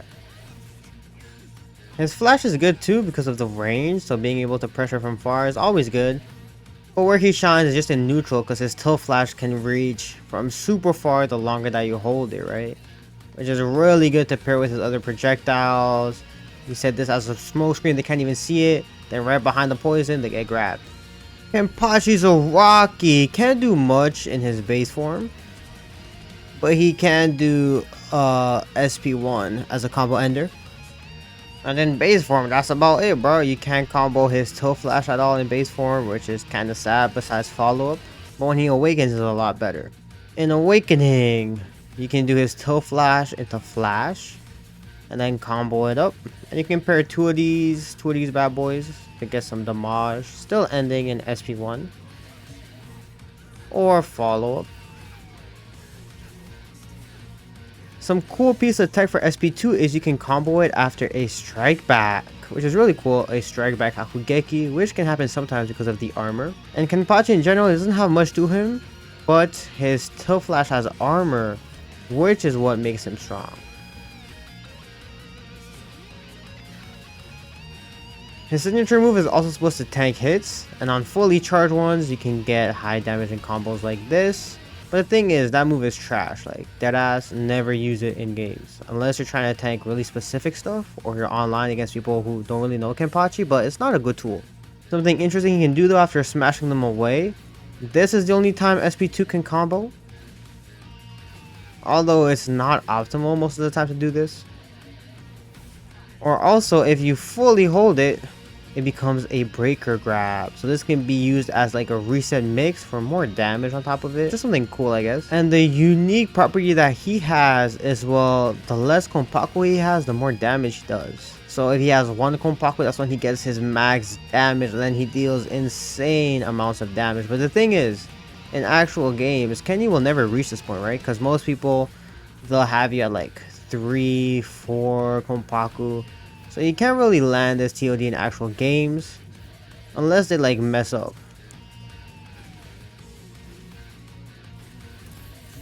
Revolves around his slow footsies into his armor. He needs to make the most of this armor to power through things, and what's cool is that he can power through mix-ups like this too. So say for example Unohana puts me in a mix-up where she backdashes away to get like a punish if I think it's a grab that's gonna come.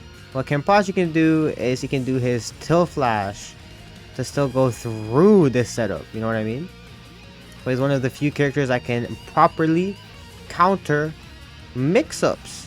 The only thing is that grabs still land and grabs can still hurt, so be careful of that. For pressure, he has a take throw with his light attack. With his second light attack, not really, but his tilt flash acts as a take throw on hits. So on a hit, it can be effective to reset people like this, even on the second hit, if he's close enough. One thing to watch out though is if you're too far away on his tilt flash, you won't be able to get the confirm. So let's see if I can showcase this. Right here, I can't combo it, which is very annoying, especially like at high speeds in a high paced game. You need to be able to confirm that. So sometimes you have to get used to confirming it with yellow or something. Or if you're pressuring them, you can hold it, and if they flash step away, release it, and then even hold it long enough for it to become a breaker. That's probably the only like practical uses I can see to actually use this. So right before they get a chance to hit you, you can try to hit them. But besides that, SP2, I don't really see uses of it. And it's so expensive, right? And on Oki, because he's so slow, it's really hard to land these like dash into quick attacks. Like, bro, I'm getting counter hit. So what's nice is also using the armor on Oki to power through things, cover distance, making sure that you're within reach. So it's all about that armor, which makes him good for some matchups and some types of players, even though he does seem a bit limited in other regards. My boy Toshiro, lots of videos on him. What's nice is that, you know, you can do his yellow reverse into signature. Combo it up.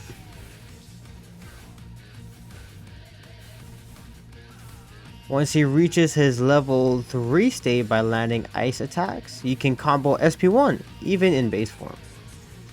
And then these loops do a lot of damage. Boom, boom.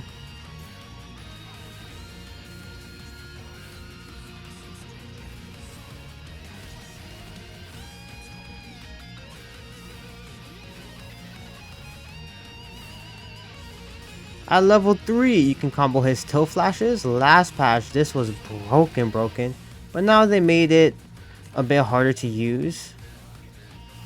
You can still add it on at the end of his SP1 loops. Keep it going with a flash attack, which is good to add on extra damage, you know what I mean?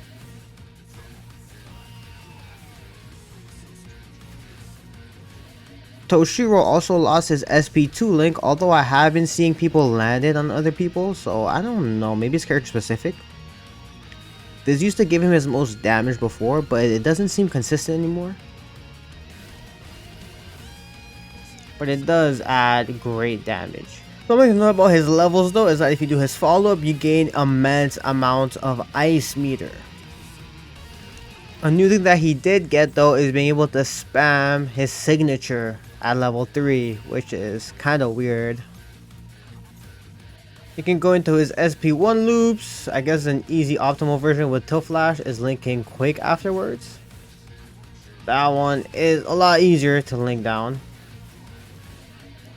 Yellow reverse, still adding it after this. And adding quicks also helps to build more SP for your combos.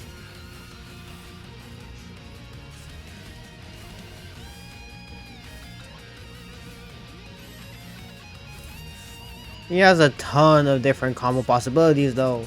This is just like, I guess, a new one that we didn't really discuss before. I feel like adding the signature skills aren't even that important. It just looks bad in my opinion, but to each their own.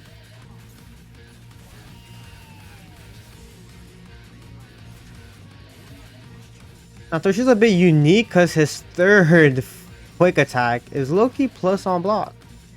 Against characters with like the fastest jabs like Byakuya, it trades. But against other characters, you can see how he just flat out beats them, bro. So he can actually get pressure from his third quick, which is something that's unheard of in my Bleach. Pressure with that. Threaten with all his long range tools, his flash attack, frame trapping, tilt flash with flash if you space it out perfectly. Insane. Also lets you set up stuff like this, that also frame traps. Insane. Huge damage off this. What? You can't use SP1 in your strings, but you can jail with SP2. And SP2 is insane because it acts like a DP as well. But that's very expensive. Same thing in base form with his third quick attack. It's just plus, bro. I don't know what to tell you. Being able to like stack it as well. Toshiro's pressure can be interesting, but again, against characters like Byakuya with really fast jabs, it just trades, which can be interesting also, I guess. For Oki, what's nice is that I can use his signature, especially at level 3 for like a meaty hit, but you don't get much from it. What's better is if you try to go in for like universal dash rusher, especially because his lights are so good. Time for Shunsui Kyoraku. In base form, he doesn't have much. He does have this signature charge thing that links into his light attacks. It doesn't need to be fully charged, only halfway. Another cool thing is that after the smash can combo SP2, that deals pretty good damage. When he awakens, he gets these children games, 3 of them. One is King of the Hill, the blue one, so whenever you're outside the designated zone, both parties lose HP. This means that if you're comboing them outside the zone, yeah, you also lose HP, but your combos do insanely more damage, right? Because they're always constantly losing health. This one, you gain SP for hitting them first as soon as it says ready up. There I win 50 SP. Sorry, 100 SP, and if I hit them before the begin starts, the other person gets the 100 SP. This one is called Chase the Devil. Basically, every damage that you do stockpiles into the symbol that they have above their heads. Once the timer runs out, or once you break through it, then all the damage stockpiles together, and this changes if he hits me, and I just got hit with all the damage. In terms of combos, he gets access to these SP1 loops, which is huge.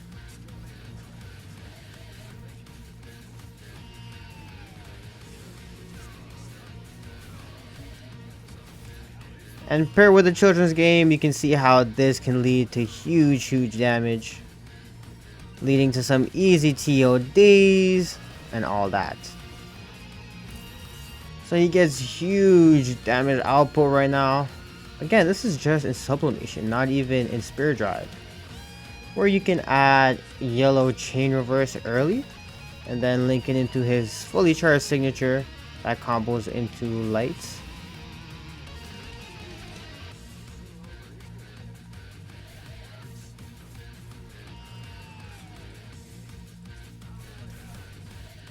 Really huge damage output from Shunsui. You can also link SP2 after SP1, and sometimes you're able to actually get your yellow reverse with very strict timing, but you can't combo his tail flash, which is a bummer. Some of his TOD stuff, you want to end with SP2 if you can, because of the extra damage from it.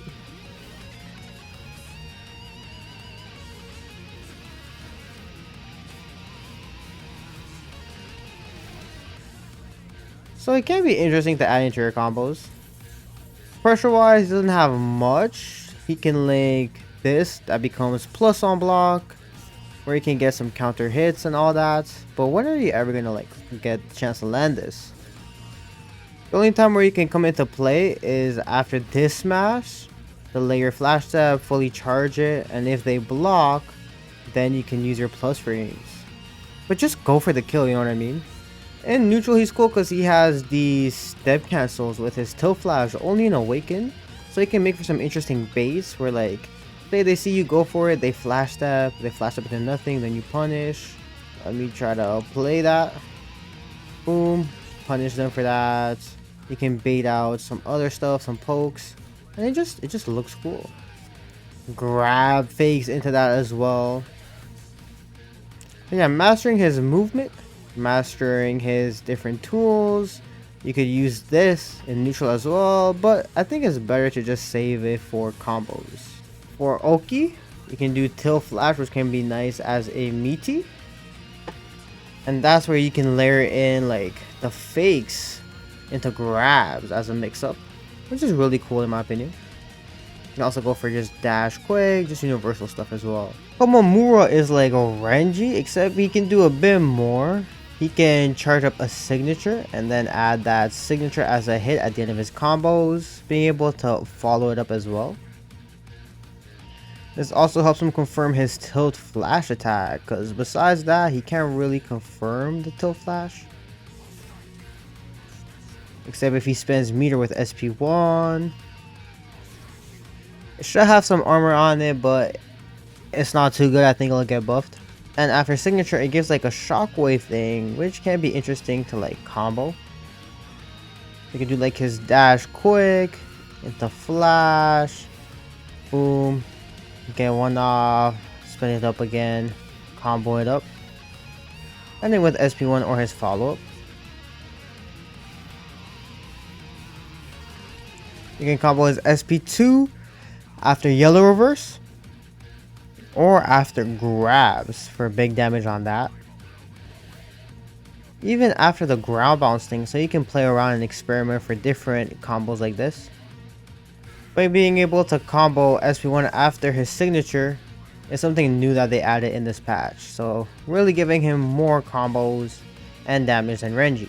And like Renji, he got some more bombos in his awakened state as well. He can combo his signature into SP2 or his signature into SP1.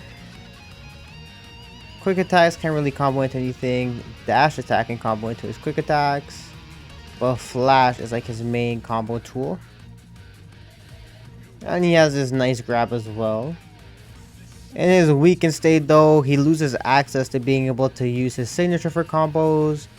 He could probably use SP2 after yellow reverse. That's probably the most damage he can do. Because you can't even combo SP1 no more. I think they're gonna definitely give him some buffs on that, because that's too weak in my opinion. Pressure wise, can tick throw off his light attacks, which is good for him. His dashback ability is okay, but he can also use his signature like that in neutral, get some press frames. His Oki is not too good though. His dash quick is very tight to land. Although if you have the timing right, you could use his signature for Oki as well. Byakuya is a stance character, so he has two different stances that do two different things. So in his sealed state, what he can do interesting is charge his tilt flash and then combo that.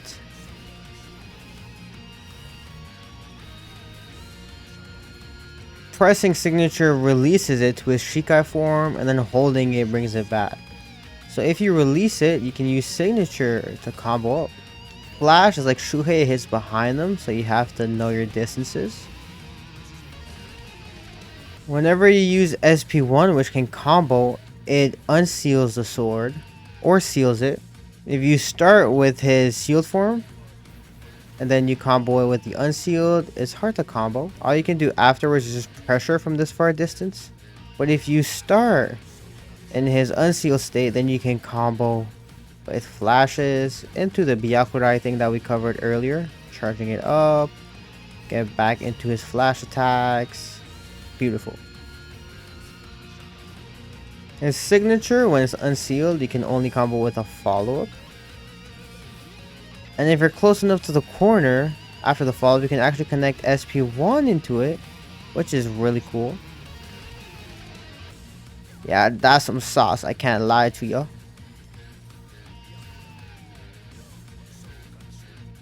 After grabs unsealed, you can actually connect his flash because of the pushback.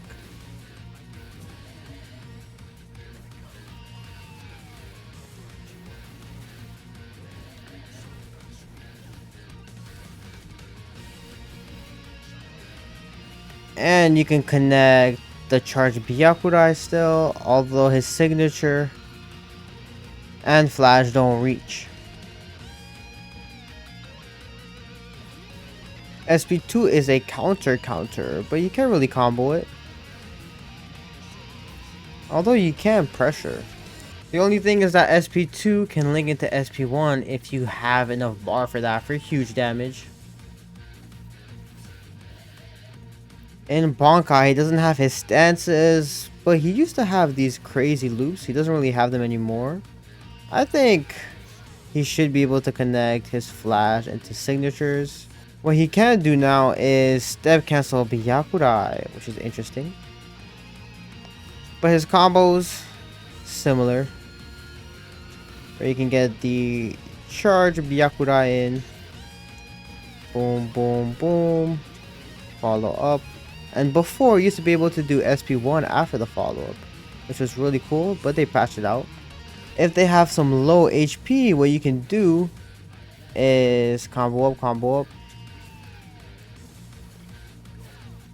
And once they get blasted away, you can do signatures and SP1 combos after the signature. So this is a good way to kill them at the end of rounds. His dash attack is really cool because it looks like his SP1 from before.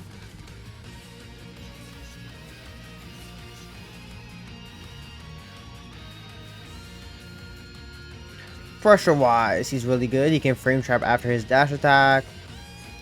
He can tick throw after his dash attack as well. And what's good about him is that you can pressure from distance, right, with flash attack. So you can come in, step back, and still be in range to pressure. So this is what makes Byakuya really annoying to handle. Because no matter how far you are, signature reaches. And not only that, but he can delay the signatures to be able to frame trap with them. He can delay the signatures. He can just flash step early. He can go for his counters. Signature after his counter makes for really good Oki. And that's what makes him really strong. It's just his Oki in general with signature. And after flash, if you end with a flash ender, you can do flash attack as pressure. Even after his flash attacks, you can still Oki with quick without even having to move, which is crazy, bro. After follow-ups, yeah, you're not safe, little bro. He's always in range to pressure you, to always frame trap you. Soi Fon, we have a lot to cover, so she has these Anken that can be used to extend her combos. And you can only use 4 in a single string before you have to extend. Once you run out, you can half charge for 4. Or fully charged for 8.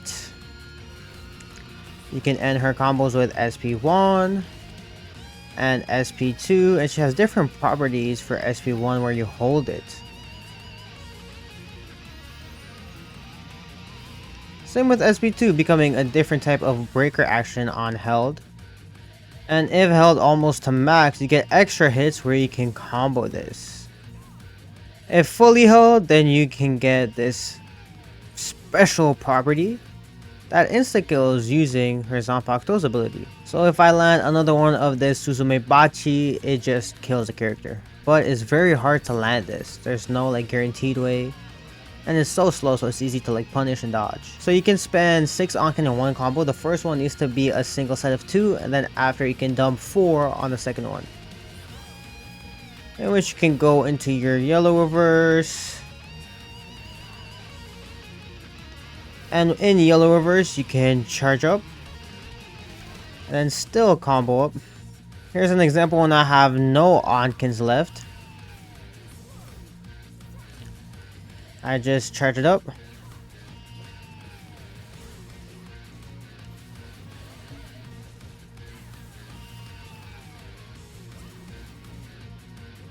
Her combos stay the same in her awakened form, but one link I want to talk about is this SP1 link. After Yellowverse, you charge it right before the hit stun bar is over, right before their hands return back to resting position.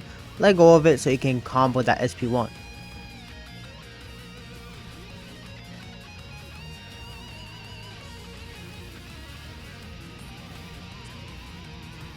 That part is she can't reload and then continue the combo anymore. Before she could reload before having to flash that, but it seems like it's too tight now.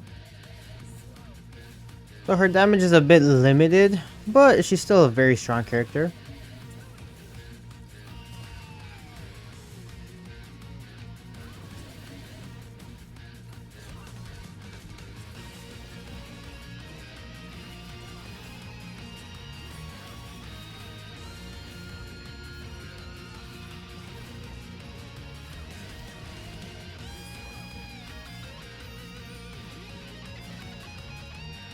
Her tilt flash normally can't combo unless if it's after strike backs, and you can go into her full combos.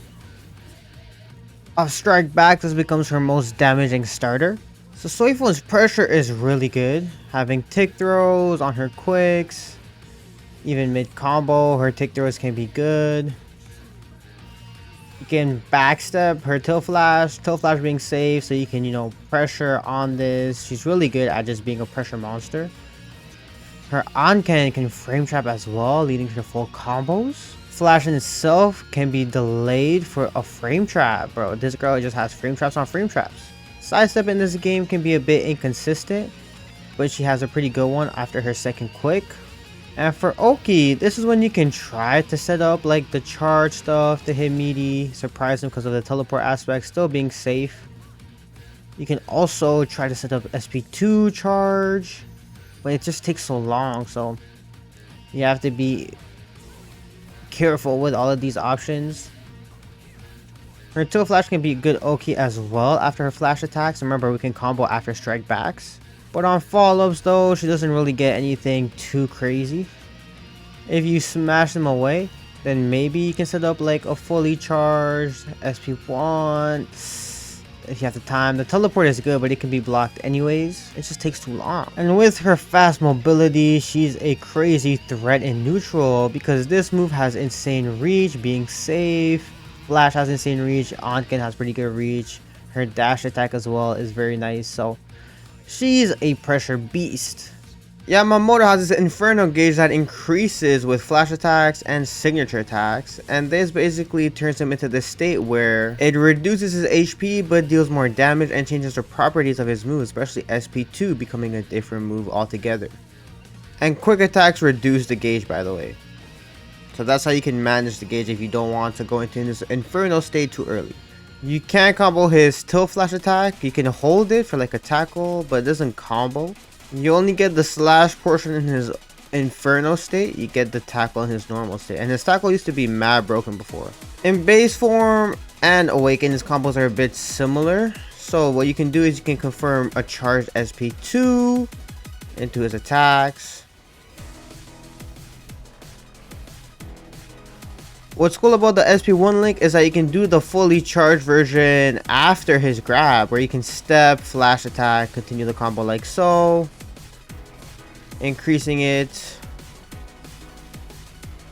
But for combo enders, you can't end an SP1 once he reaches his Inferno state. So you can technically do 2 of these charged SP1 combos in a single combo. Boom, boom, boom. Dash up, charge it up again. And by here you will reach his Inferno state. So you have to be careful. If you want, you can just do a bunch of quick attacks if you don't want to reach this state. Once in this state, though, signature becomes comboable with quick, where you can extend like so.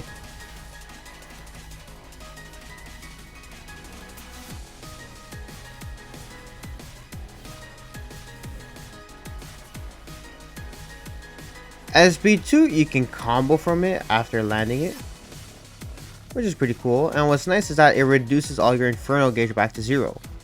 So you can combine them together with charged SP1 into SP2 for really big damage in just his base form.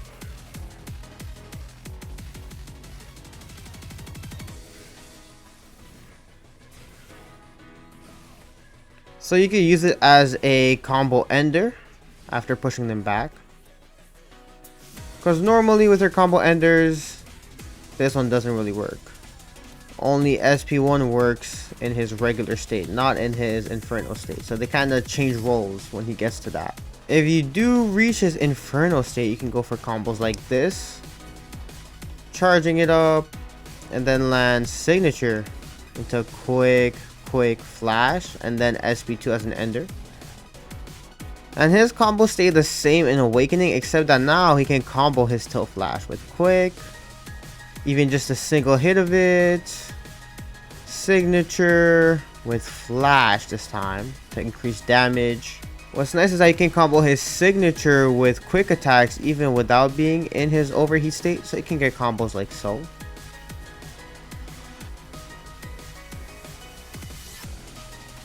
And then when he does reach overheat, you can go into flash attacks, ending with your SP2 if you want. If you do land like a signature attack and then you want to combo it, you can use his SP2 at the end of your combos, and that reduces your overheat state to preserve some of your HP for huge damage. Or you can just do his charged SP1, step, signature. So having access to the signatures earlier on gives him a lot more firepower, as you can see. Always being able to add it after his SP1 charge.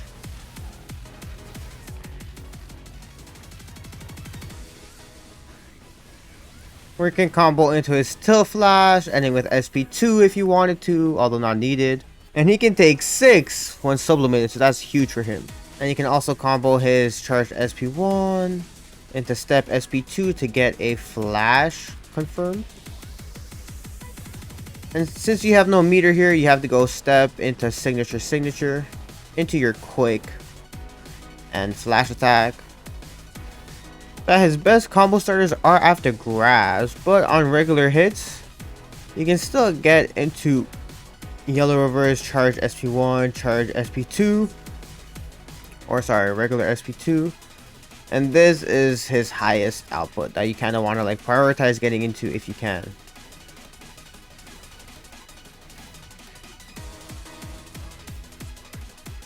You can even go for 2 or 3 of these SP1 loops. Boom. Boom.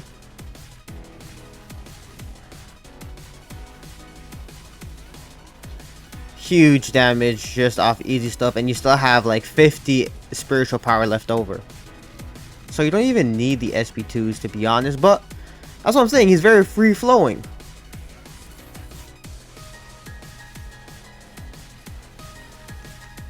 Tackle is also good to confirm.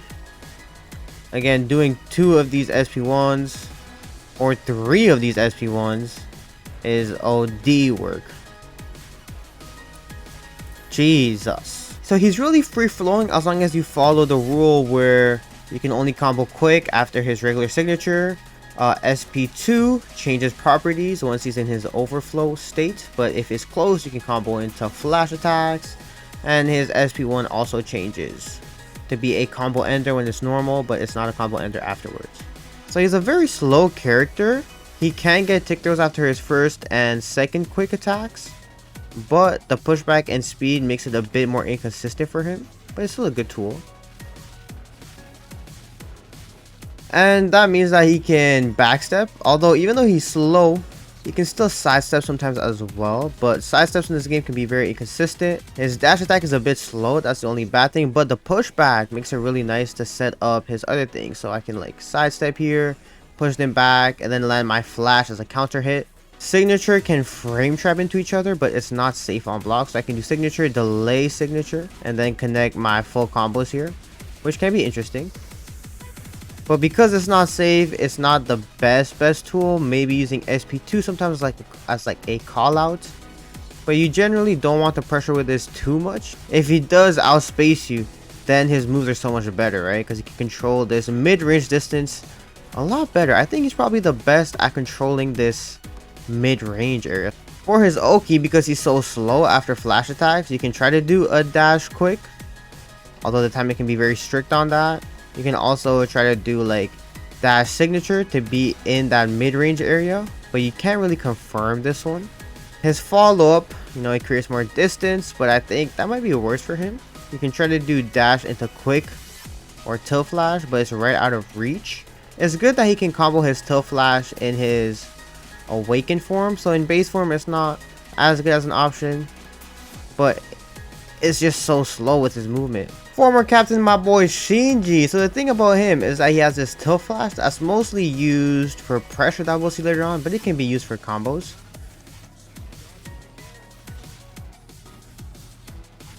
But his real combos start to shine with SP1 stuff. So in his regular form, with his Zanpakuto not released yet, he can just do this.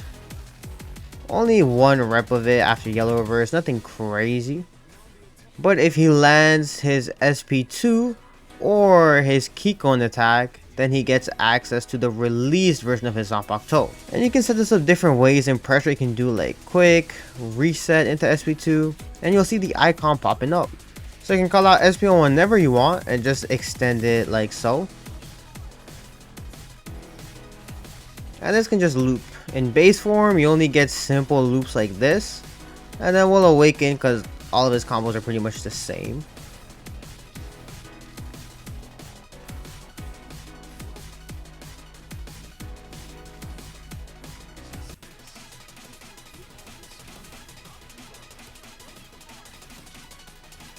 An easier extension though is just using 1 flash attack. This one is probably what you'll be using online, just adding 1 flash to add on extra damage. Before, he used to be able to do a lot more.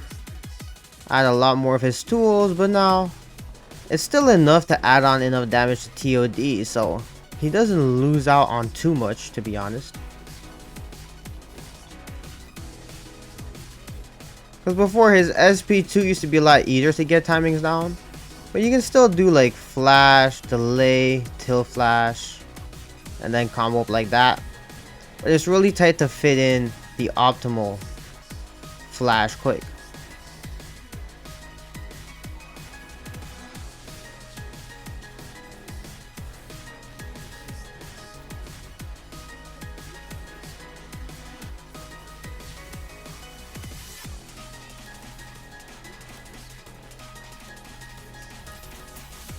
And you can keep it saying the combos that it can kill people like Unohana with her blood aura gauge up. Shinji still deals the same amount of damage before. It's just a bit harder to land his optimal stuff.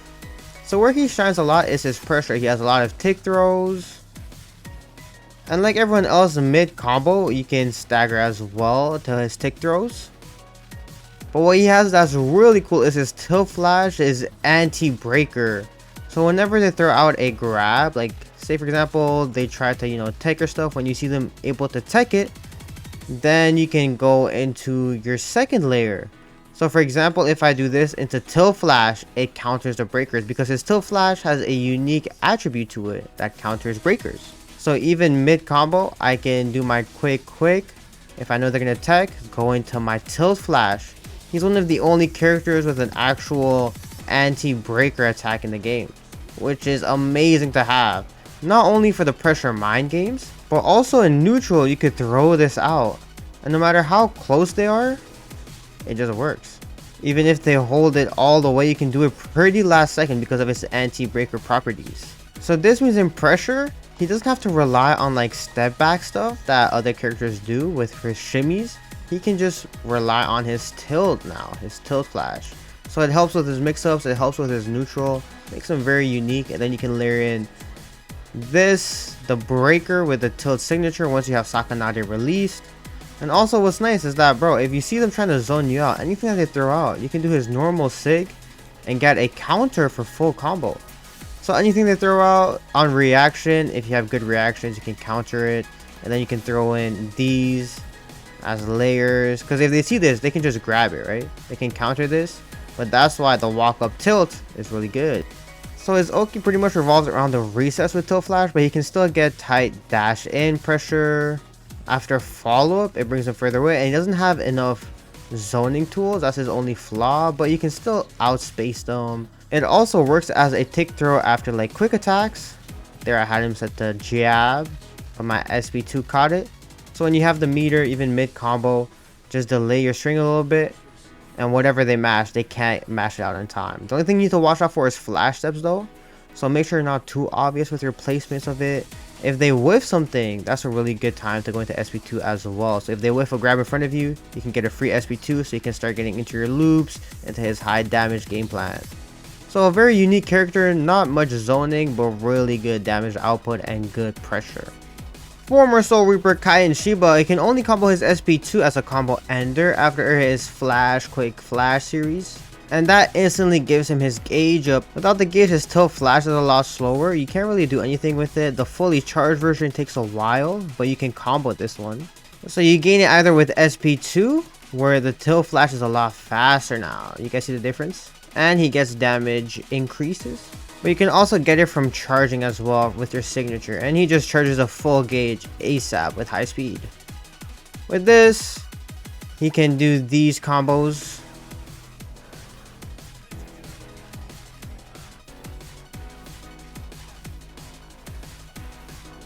Into your follow-up. Even without the aura gauge up, after grabs, he can combo a fully charged tilt flash in to extend his combo output. SP2 is nice not only for the damage but for the gauge as well. Now SP1 is a bit weird. You can only land it after like yellow reverse into SP1, but it doesn't even do that much damage. It's more of a DP action. But SP1 can also be fit in after grab. DP meaning it has armor on it. And his combos in his Awaken follow the same logic. Nothing changes, just does more damage. You can combo his Tilt Flash into Step.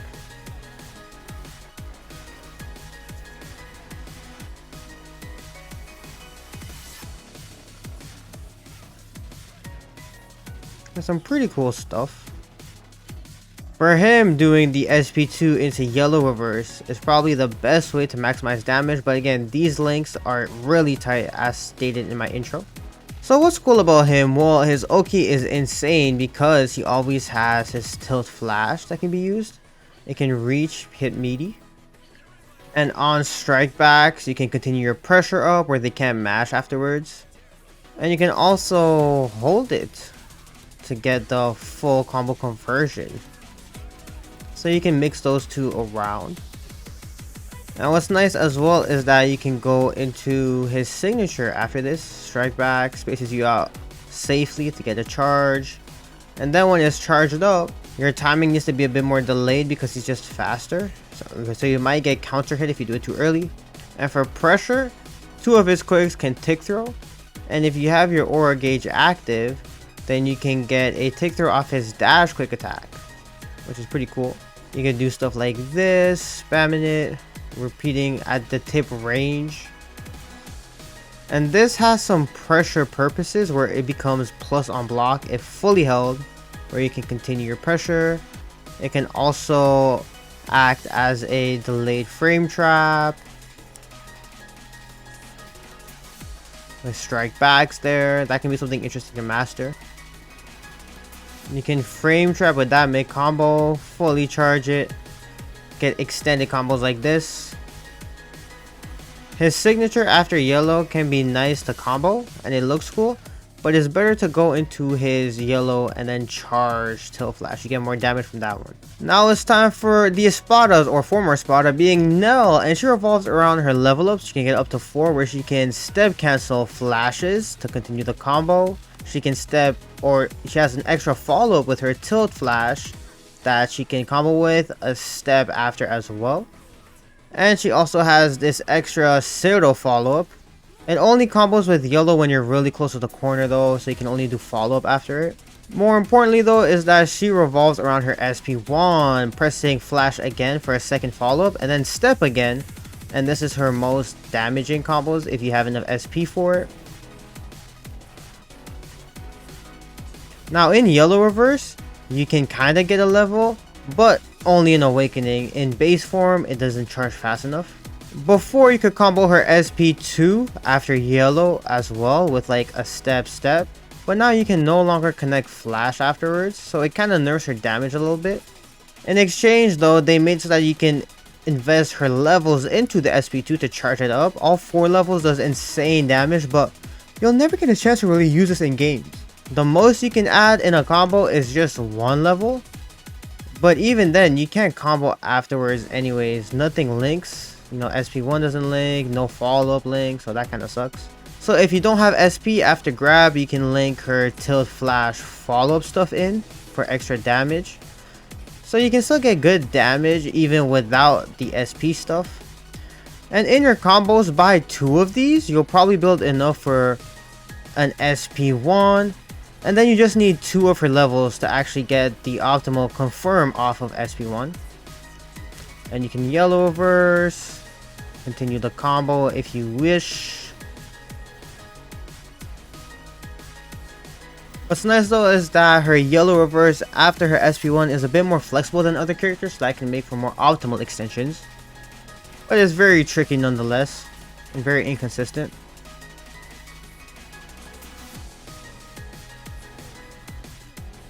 When awakened, the only key thing that changes is that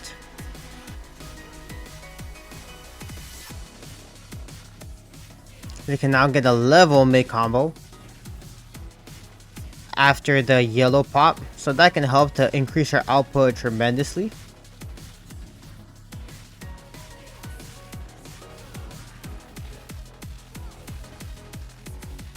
So for damage, you can choose to do combos like these where you can do SP1 after her tilt flash using 1 level. And then if you can land that yellow reverse, which is very consistent still after SP1, you can make for really good combo extensions.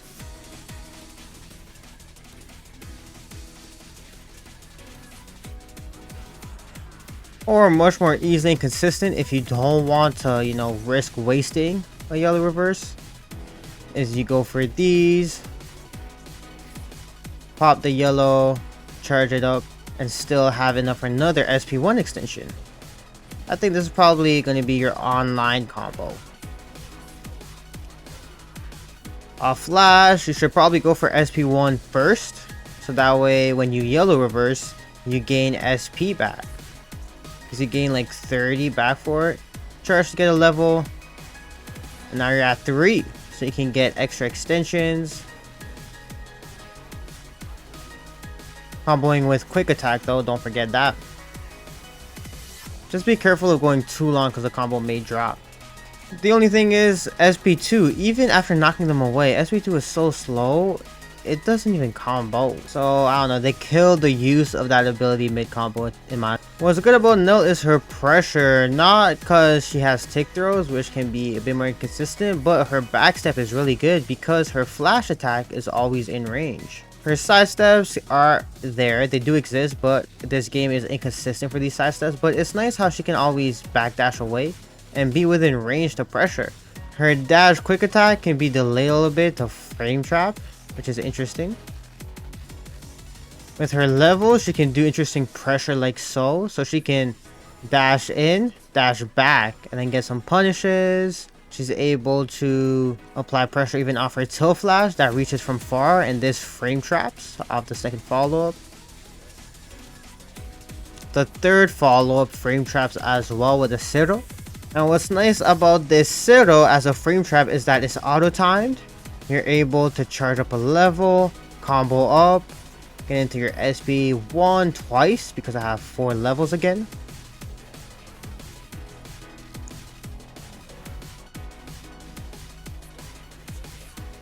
Very nice stuff.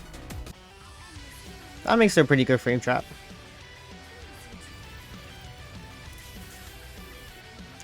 Oki is a bit weaker than before. She can walk, flash attack to kind of catch the mashing. Her dash attack makes it a bit harder to keep it tight. Her dash quick, hard to keep it tight. Follow-ups though, because there's more range, tilt flash is really nice to like whiff punish them if they're mashing. But an interesting piece of tech that she has in Awakening only is that she can whiff flash and use a level to step in. So she's able to pressure from really far away going into grabs. Or what you can do is also with this step back if they press something thinking that you're going to grab into a punish. And even mid combo, you could do things like step forward, step back, and then bait even more damage off a strike back if you need to like get another touch to KO them. In base form, sadly, she's not able to do this, so her mobility is not as good. Her Oki in base form is a bit more lenient with the timing, so you can walk forward, flash attack to try to get some strike back meaties. Tilt flash can also work. And honestly, I feel like the only time that SP2 can be used is on these like follow-up Okis where you can place it out, but they can just flash step this one pretty easily, so I don't know. And again, in base form, she can do like these step in, step back pressure patterns. She can do these step in into grab resets, which can be very interesting to pressure with. Xylapro, that's my boy, and the way that he works is that he plants stuff on you, and then with these plants, you can just retrieve it with like his signature grab. And that helps build up his gauge. SP2 helps build up his gauge too. When he gets to level 1, he gets 1 revive. When he gets to level 3, he gets another revive with just damage buffs on top of everything. In base form, it's kind of sad because he can't combo SP1 stuff. Only after yellow reverse can he, you know, dash up, pop SP1, and then still keep the combo going. Before, he used to have a follow-up extension where he can hold it and then keep comboing, but not anymore. He can't even combo his tilt flash only with follow-ups, so that kind of sucks. For his signature skills, it can be hard to use it in his buttons. You can try to do like step back and then whiff punish them, and that's how you can replenish your bar. His dash attack is pretty nice because it can be staggered, and he has some tick throw setups with his quicks. And what's good about his tick throws as well is that you can tick throw and then reset into his grab with delays. So tick throw here, wait a second, then grab them. That catches a lot of people off guard, especially because you can mix in how many quick attacks that you want into this delay string, but you can't combo from it. The only time it's worth spending yellow reverse is if you're gonna SP2, and then you can continue the combo. So here I combo up. I can vary my Oki with his tilt flash as a meaty. At least it's safe though. His SP1 is a counter, but it kinda sucks, I ain't gonna lie. So you don't really see many people go for this. Although you can set up some grab meaty Oki as well. But just watch out because they are able to backstep this. So even if I get them in the blender, if they backstep it, it leaves me vulnerable. So be careful about always using this. When he's awakened, he's a lot better because SP2 can now combo. So you can do a lot more string with everything. Getting 2 SP2s in, guaranteeing level ups and all that. You can't combo his tilt flash until afterwards, until after you get some level ups. So once you make it to level 2, as you can see, you can combo with flash. So now you can get some really big boy combos, because you can do his tilt flash after his SP1, after his yellow reverse. I mean his SP2, sorry, after his yellow reverse. And this really increases his firepower.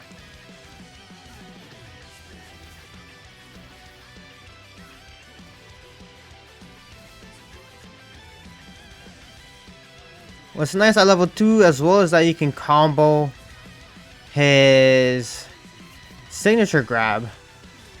So off signature grab you can get huge damage output, and this only improves as he levels up. After grabs you can link tilt flashing with a step before it. But yeah, get used to doing his tilt flash attack to really optimize his hits, especially after SP2s, although you can do SP2 a bit earlier. So you can just link in a normal flash attack, but you do want to get the hang of his tilt flash.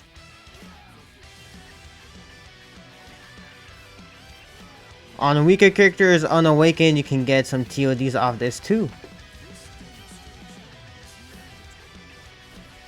Now his super unawakened is a bit weird because it's an RNG super that can range from 1 to 6 stocks, I think, 6 or 7.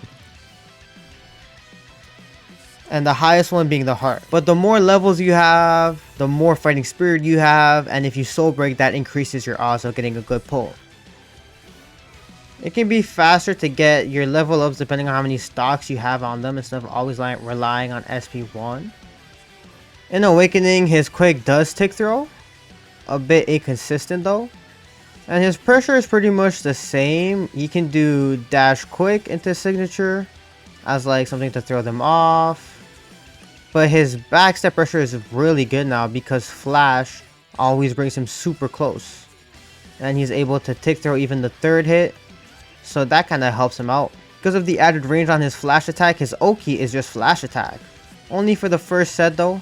On the second set, they're too far. You can walk forward a little bit. You can do tilt flash attacks. But yeah, it gives him really good Oki. It gives him really good pressure. Step backs into signature is really good, especially if they whiff something, especially if they whiff grab. Sometimes it might be better to just punish with his signature to get more levels. At number 6, we got Grimmjow. What's cool about him is that he changes with SP2 active. So here, you can just end with SP1 as normal. But if you get this gauge up by holding signature, it takes a lot, huh? And as you can see, while I'm getting hit, my gauge goes up. So if it maxes out while I'm getting hit, it actually leads to a combo break. Builds up much faster with SP2, but what's nice about this is that his tilt flash becomes comboable. So you can extend combos like so. And then either ending in SP1. Here I'll just show you the follow-up ender. In this state, he also has access to signature hits with guard point. After these though, you can't do much. You can't combo SP1, although you can't just get like follow-up or chain reverse. What's cool about SP2 is that you can combo into it after quick attacks.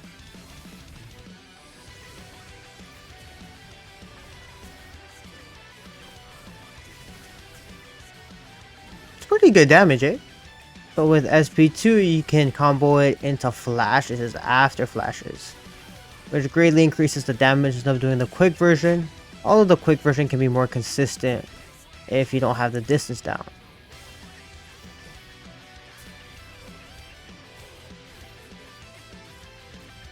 In this state, I can still use SP2 to combo if I get it in another way, so I can still get the really good combos. The thing is though, whenever Grimmjow enters his SP2 state, he does damage on himself. So mid combo, you can see how all his attacks deal damage on himself, but also if I just whiff attacks, it also drains down my HP. What? In Awakening, he's pretty much the same character, being able to combo after his SP2, but just be careful of whiffing with a quick there. But what is nice is that his tilt combos into flashes, again adding on to his damage.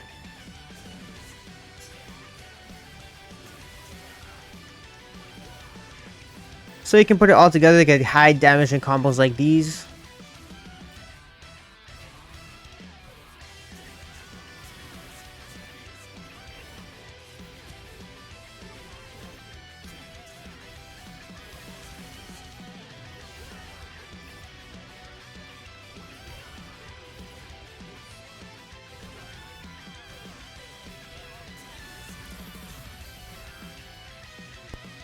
Being able to soul break without even using his SP1.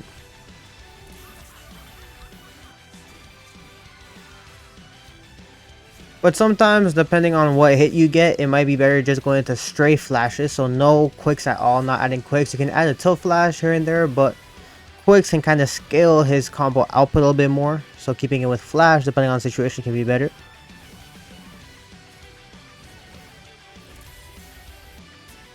His signature still functions the same, you can't combo from it, the one that you get after being powered up. But what is nice about his new signature armored move is that you can do SP1 after the combo from it.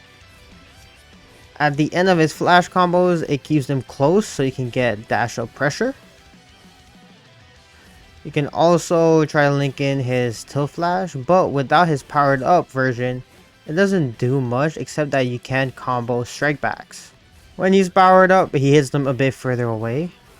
But this is when his tilt flash can really come in to hit meaty. But he has really good Oki here. And this move when he's in his annihilation phase is also plus on block. So if they block it, he can continue his turn. On regular version, it's not really plus. But it can out-prioritize some characters where backstep in can be useful against slower quick attacks. Because of that, this can make for tick throw setups, which can be really good. So he has really good meaty, really good Oki, really good combo outputs, and he also has access to some tick throws, which makes him pretty strong. In his normal state, he kind of works the same, where on slower characters, he can tick throw after his tilt flash, and once he's in this annihilation phase, it becomes plus on block. Still having the same Oki, by the way, where you can just walk up, delay flash, which is really cool. And that's where you can, walk up, grab to like layer things in if they're blocking, or walk up backdash if they expect the grab come in, where he can still reach with his tilt flash. Next up we got Espada number 5 joining the mix. He can end his combos with SP1. His main gimmick though is that he uses his signature to harden that adds armors on his attacks.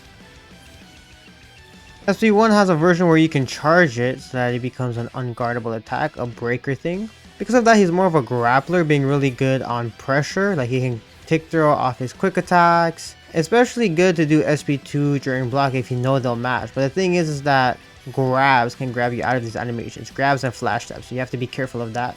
Making sure to vary your options around. Backstepping, stepping in, breaker. And he has pretty good range, making his flash for Oki great. And at this distance, they can't do anything, right? That's where you can set up your tools, where you can do his tilt flash from this further distance to grab them and all that. So you can do something like this, you get your grabs in.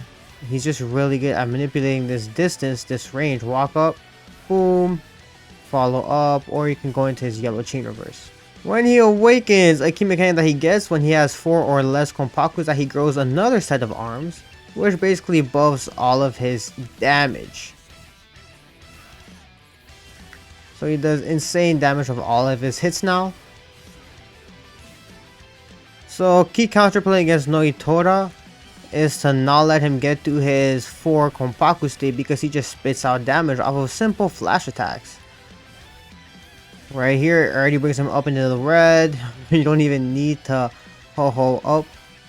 But yeah, he does insane damage where you can do SP1, or you can go into his follow-up, which can be nice for cash back if the game is not done yet.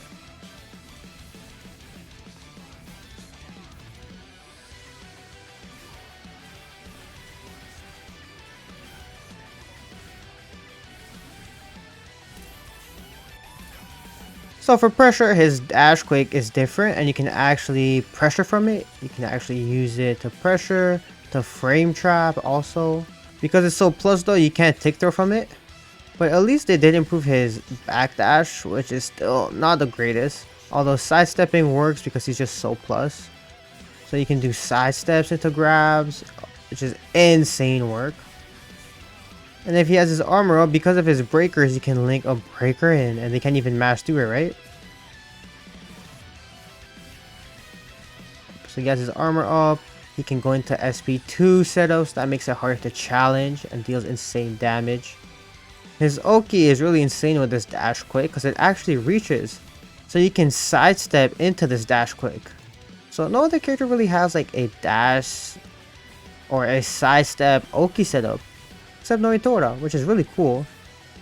And then you can combo it off strike backs at specific distances though. If you're too far away, it doesn't really work. If you're close enough, you can link back into quicks. Yellow reverse how you want. Armor up, why not?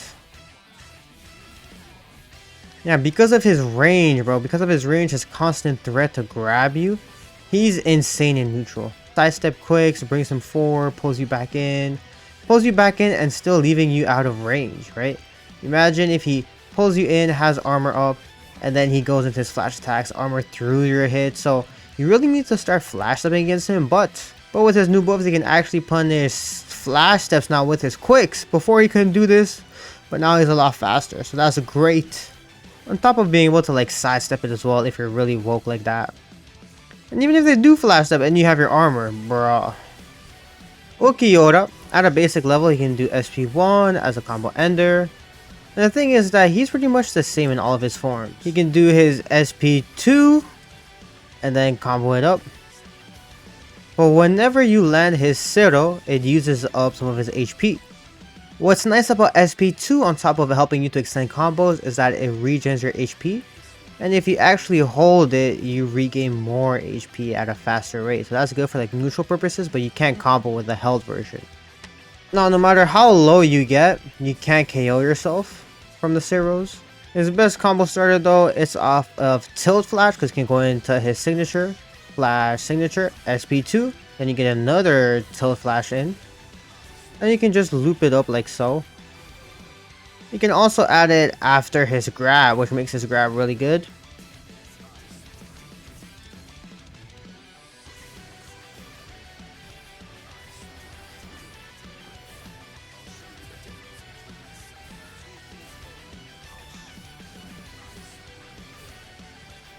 Really good damage.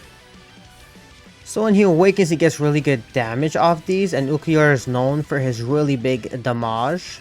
Boom, boom, boom. Loop it up like so.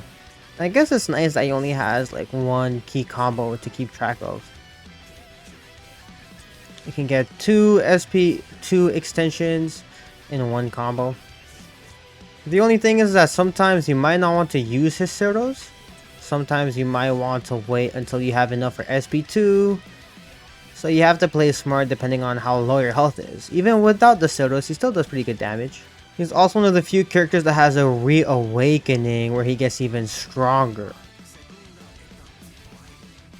Now in this state, he still has the same combos, except it just does more damage. Still the same combo structure. He used to have a lot more cooler stuff, like being able to chain reverse mid follow-up or mid SP1 before, because he was able to cancel that out for his reawakening, but they kind of patched that out sadly. I thought that was really cool sauce.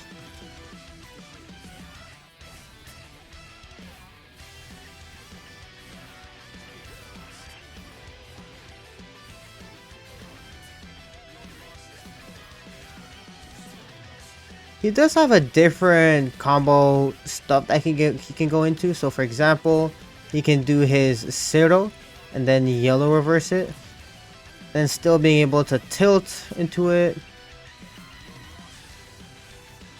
going up again, and here you're just healing all this up because of his whatchamacallit, his SP2's healing property.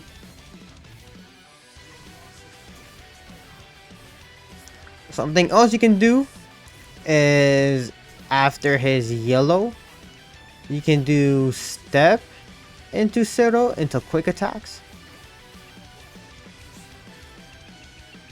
Something else that you can do. But the first thing does the most damage. If you don't have any resources like no reverse, no SP, only like 50 SP, you can go for this route for more damage. Another thing you can do though is if you have really low HP, you can go into his chain reverse and then dash up fully charged SP2 to get the big health boost. And then if you return back to neutral, you heal a lot more HP. So this is just in case you need it, and you can just play a little lame, dodge it out.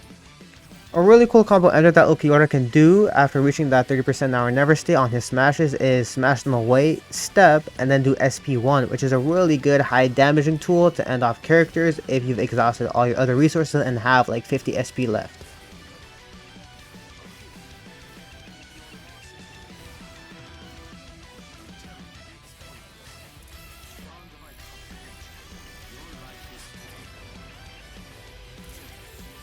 After combos, after his flash attack, you can delay it a little bit, then it catches them as they get up. You can also go for his tilt flash, which is a really good move on Oki. The tilt flash one is better after his follow because he's further away, but here tilt flash can reach. So you can always get really tight Oki with the tilt flash. If you push them back far away, this can give you time to get into your SP2 setups. Although I feel like you just save these for combos. In pressure, he can tick throw his dash, he can tick throw his quick, and his second quick as well. His still flash, a really good move, can be tick throwed on slower characters. So not only is it meaty for huge damage, but you can pressure with it. It can be plus against these slower characters. Not only plus, but you can outspace them, or you can go into his flash attacks. You can go into Zero to add pressure on. Zero, however, you can't do anything after that. You can add at the end of your flash attacks to keep you safe, because flashes aren't safe in general, but at least Zero is safe, although you can't do much with it. SP2 can be used in pressure as well to continue your turn, similar with SP1 being a combo breaker. Not combo breaker, a frame trap, sorry. He's not as plus in his awakened form. Tilt flash isn't plus, so you can't abuse it. Dash quick is hard to stagger with, but you can still tick throw, although you can't really frame trap it like normal. It's not that plus. Quick attack can be tick throwed as usual. It's just his tilt flash is actually normal this time, although Zero is still safe. Oki's still the same, where after your flashes you can do a delayed flash attack to catch them on meaty. However, you do lose his really good tilt flash after follow-up setups. It's not as tight, and then remember, this is not even safe on block, so it's not as good anyways. Same can be said about his base form. You can't do anything after his tilt flash, and his Oki after his flash is a bit more limited, although you can still kind of reach if you micro walk forward, but you do have to add that micro walk to make it tight. And his tilt setup, you have to delay it to get it to hit meaty, but because of all of his combos and because of how the game works now, It's very easy to get your fighting spirit up so you can get to his real weakness phase, especially since spending your follow poho, spending your reverse gauge builds up that fighting spirit. Time for spiral number 3, Halabel. So she has this gauge at the bottom here that builds up as she attacks, strengthening her attacks and adding more hits and all that. She used to have a loop here with SP1 dash up, but they kind of removed that. She can use her signature like Rekka's to combo. But now she has access to these loops. SP1, press signature right when you land into a slightly delayed flash, and then you can loop flash attacks afterwards into SP1. Then you can yellow reverse.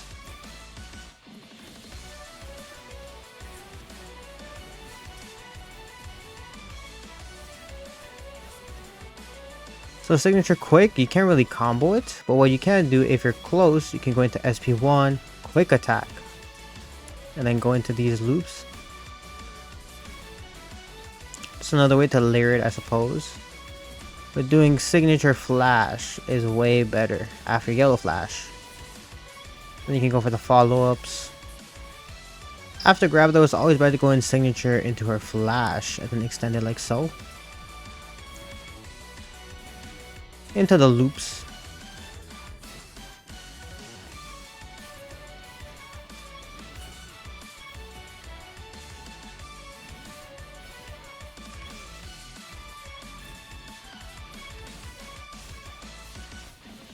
This is her most damage in her base form, which is a lot. Halabel's SP2 is a bit harder to use in combos. You can practically only get it after yellow reverse.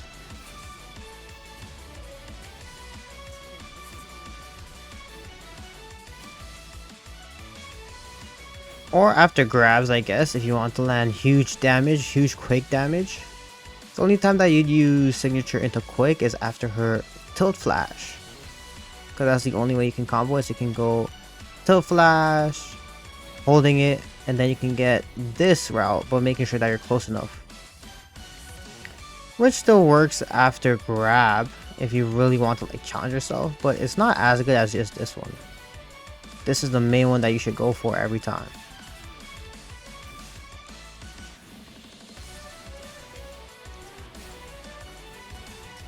Although you can add it after her yellow as well.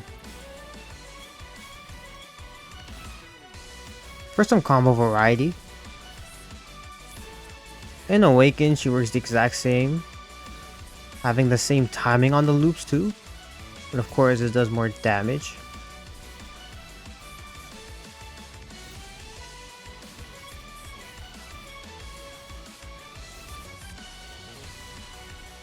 So even though they took away stuff, they just made this her primary loop and made it easier.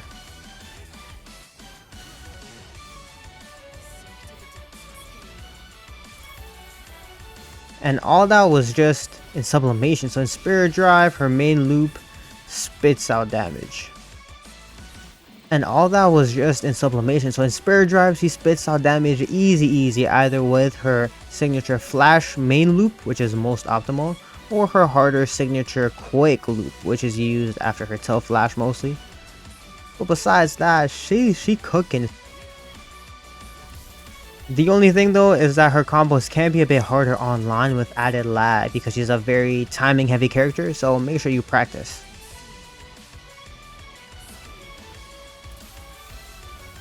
And till flash, you still need to confirm it with the quick one. Then you can go back into her regular loops.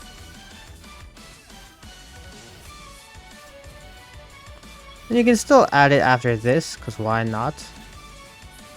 Just to showcase it.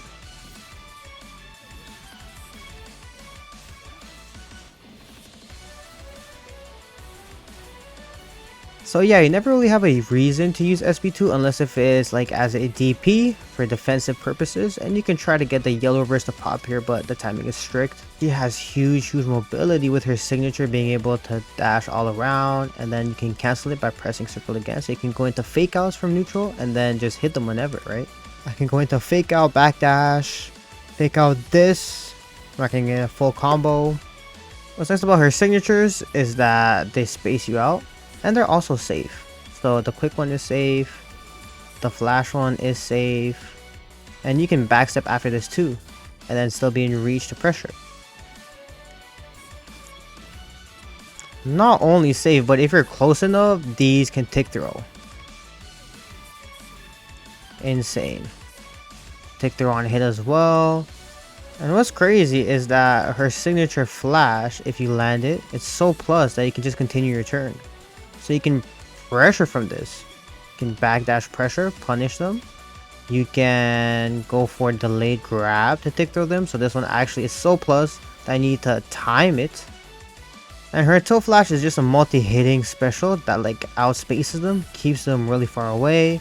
I can do flash into toe flash, into their signature on block, and then frame trap them. And then if I land the quick version, then I can get a combo solo.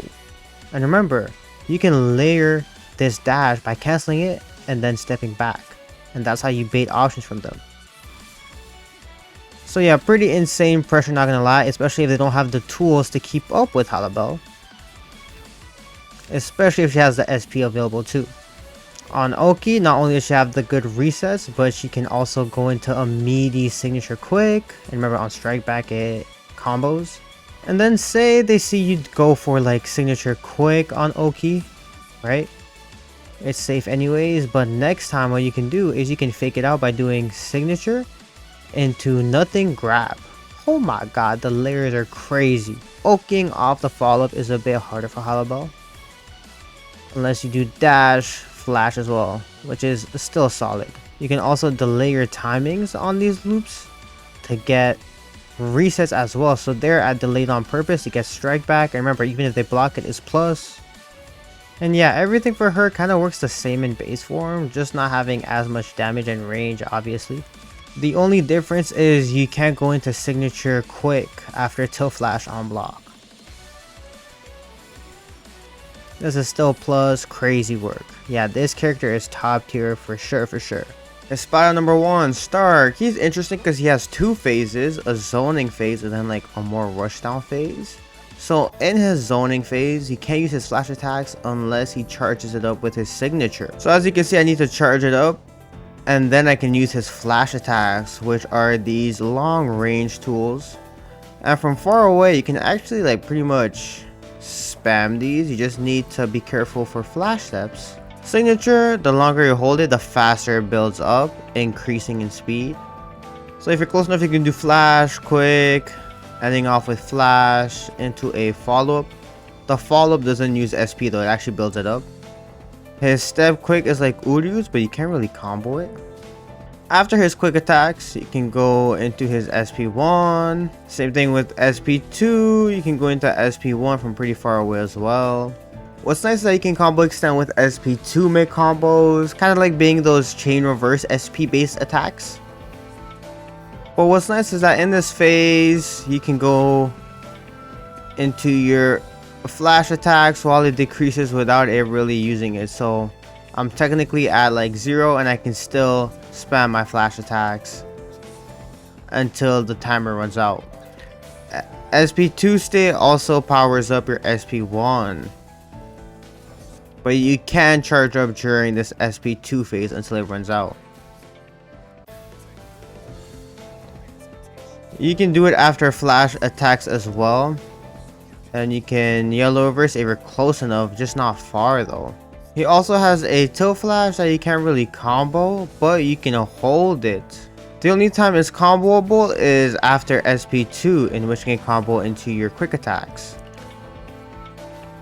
So if you're close enough, you can do a step into a charge version and then add your other tools in, either SP1 or his follow-up. So an example of putting it all together, I can do flash, quick, into SP2.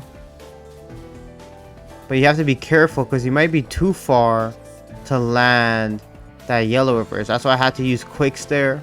And here's the follow-up version.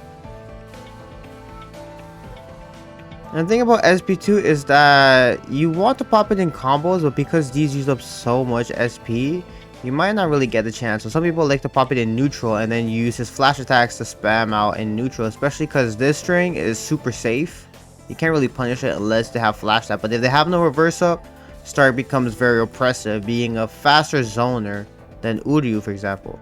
The only thing to note is that his Kikon or his Hakugeki animation changes when it's mid-combo, being a projectile, and being a kick when it's out of combos. I think he's one of the only unique characters with this difference. In terms of pressure, his light quick attacks can be tick throwable.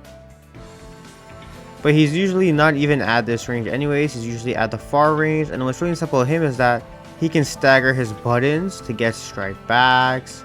He can keep pressuring.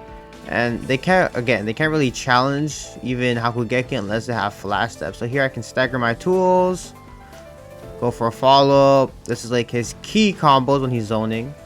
But he does not really want to dash in. He wants to just play with these different timings. Like this can throw off your flash step timings.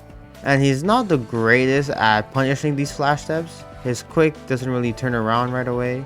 So you can probably whiff it. Veer it around, make sure that they don't have reverse to flash step. And get used to backstepping these to punish. When he awakens, he changes drastically, having access to a combo breaker, being one of the only combo breaking tools with his wolves, also huge long combos, and special mechanics. So if he awakens and he has more than 3 Konpaku, then when he soul breaks them, he brings them down to 6. He gets rid of 6 stocks, which is crazy. And I'm at 3, I can only take 3 when I soul break. And that's important because I start with a set amount of wolves I can fire with signature, and then when I press signature again to charge it up, it brings me 4, but I lose one of my stocks. So he's relying on these. The only other way to build wolves up is with SP2 that also acts as a combo extension, a yellow reverse combo extension. So in this, his tilt flash, he has like a charge that you can add to it, but he can only combo it after strike back. So this limits his combos a little bit because he used to be able to extend a lot more easily with these. And on the strike back, you can link into flash attacks, which is more optimal. When I press my flashes, it fires a wolves automatically. But his main combo tool with his wolves is doing flash, quick. And then step, flash, quick. This loop used to be a lot stronger, but now you can just get this loop, and then once you run out of wolves, you can go for SP2 extensions and then repeat.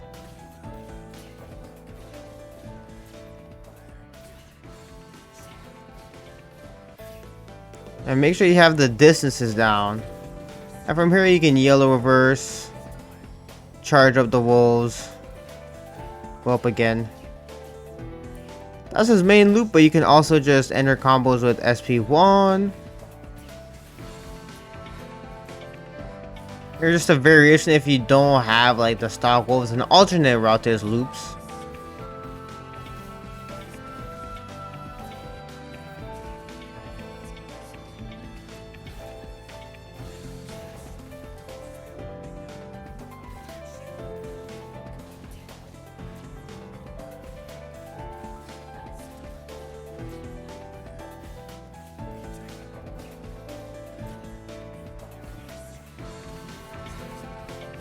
But yeah, these loops are pretty free-flowing as well. You can step or not step. Stepping helps to make it more consistent and builds more SP.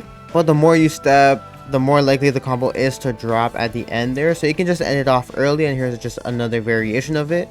And they really had to patch these because, bro, he had insanely long combos that were like TOD after 2 minutes where you could yellow reverse twice. So this is a W fix.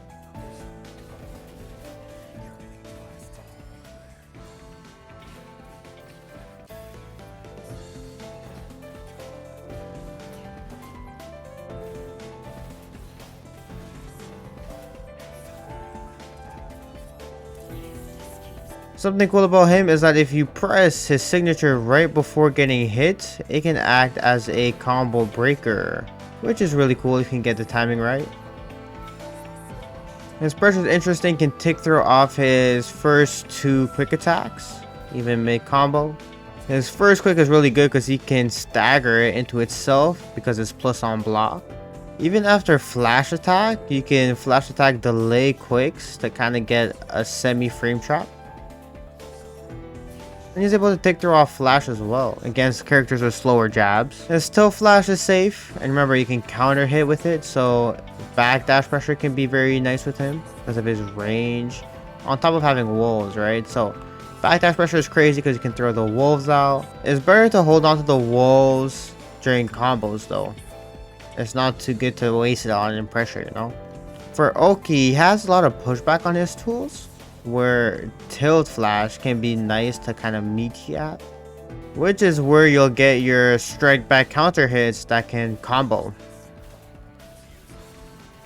Off follow-ups, it kind of brings him closer low-key, so you still get access to this tilt flash setup, but you can also set up walk up, flash pressure, also dash into quicks, although that one is not as tight.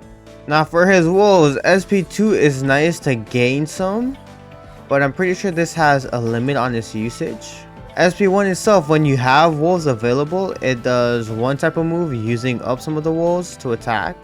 Then SP1 has a different animation, doing a bit more damage on it. And if you're at 1 Konpaku, you can't use signature to regenerate wolves. You're out of wolves, which is rough. So yeah, the wolves mechanic is very interesting, man, especially since you can just, you know, keep spamming it in neutral like crazy. Kaname Tosen, he can combo end with SP1 and SP2, but in base form he doesn't have much more besides those two.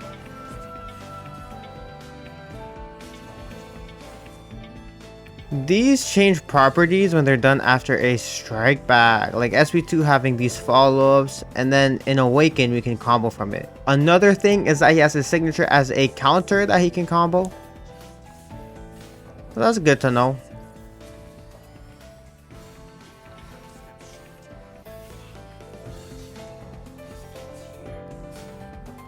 His still flash can't really be comboed though with anything, not even on strike backs, only with follow-up or yellow reverse. The only change now as Kametosen is that his SP2 on counter strike back hits actually combos with a step after. You can step cancel it, go into your awakening, and then end with SP1 or SP2. SP1, sadly, I thought they added more changes to this, but even on strike backs, it's not tight enough. You can also go into SP1 as an area to these, but you're mostly doing this in pressure or in neutral if you catch them slacking. You can only get a TOD on unawakened characters because his combo output ain't really that great. He can't do much, can only go into like flashes so that the combo doesn't skill too much.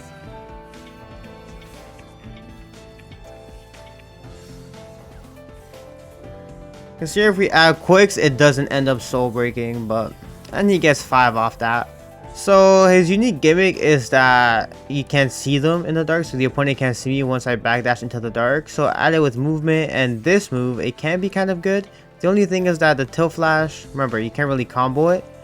His pressure is okay. He doesn't really have any strong quick attacks. Like, I know Rukia has a quick one, so he can get away with the regular tick throws. But against quicker attack, he doesn't have any fast tick throws. He can space them out with like jabs and stuff. Although this one isn't plus, this is just a spatial manipulation thing, where you can delay into flashes, universal things. But stepping back for him is okay, I suppose. His tilt flash is just a bit weird because it doesn't reach at this distance. His key though is just that he has counters, right? So he's a very turn stealing heavy character. Like he can combo after his counter. You can pop your SP2 on reaction. Even if it doesn't connect with them, you get the strike back property. So his big gimmick is just being a strike back fiend, searching for these counter hits, stealing turns in pressure, going for SP2 as a call out. SP1 is safer because it pushes you back, but you can't really get anything from it. You have to get used to doing step forward, tilt flash to be at the tip range of his attacks, which can be effective to pressure with. And then they whiff, and then you get full punish. So yeah, another strike back to add to his arsenal. On Oki, he kind of lost what made him good. He gets his tick throws much more easily in combos, especially after his second quick. So you kind of want to rely on that, where you can backdash, dash in, as they expect the grab, and then you get another strike back hits. That's probably his strongest mix-up, I suppose. Gin is interesting, bro. So first of all, he has this unique aspect where being at the tip range of his flash attacks deal more damage. So backstepping afterwards can be nice. He has really good movement with his signature. So signature attack in itself is a really good poke. You can't really combo it, but you can continue pressure and you can just go for a follow. So the movement is when he awakens, where you do signature into steps, and you can get some cool stuff like that. And then if you add it on with his tilt flash, which you can combo, he has really quick pokes, and he can end in SP2 as well. SP1 is a counter that also powers him up for a little bit. You can't combo this, but all of his attacks do more damage. You can pop it. Here's better to step back, so you get the tip range buff instead of going for his tilt flash. Because if I go into this and then tilt flash up, I get less damage from it, because I have to go into quick attacks, right? So it's better to do the step back one.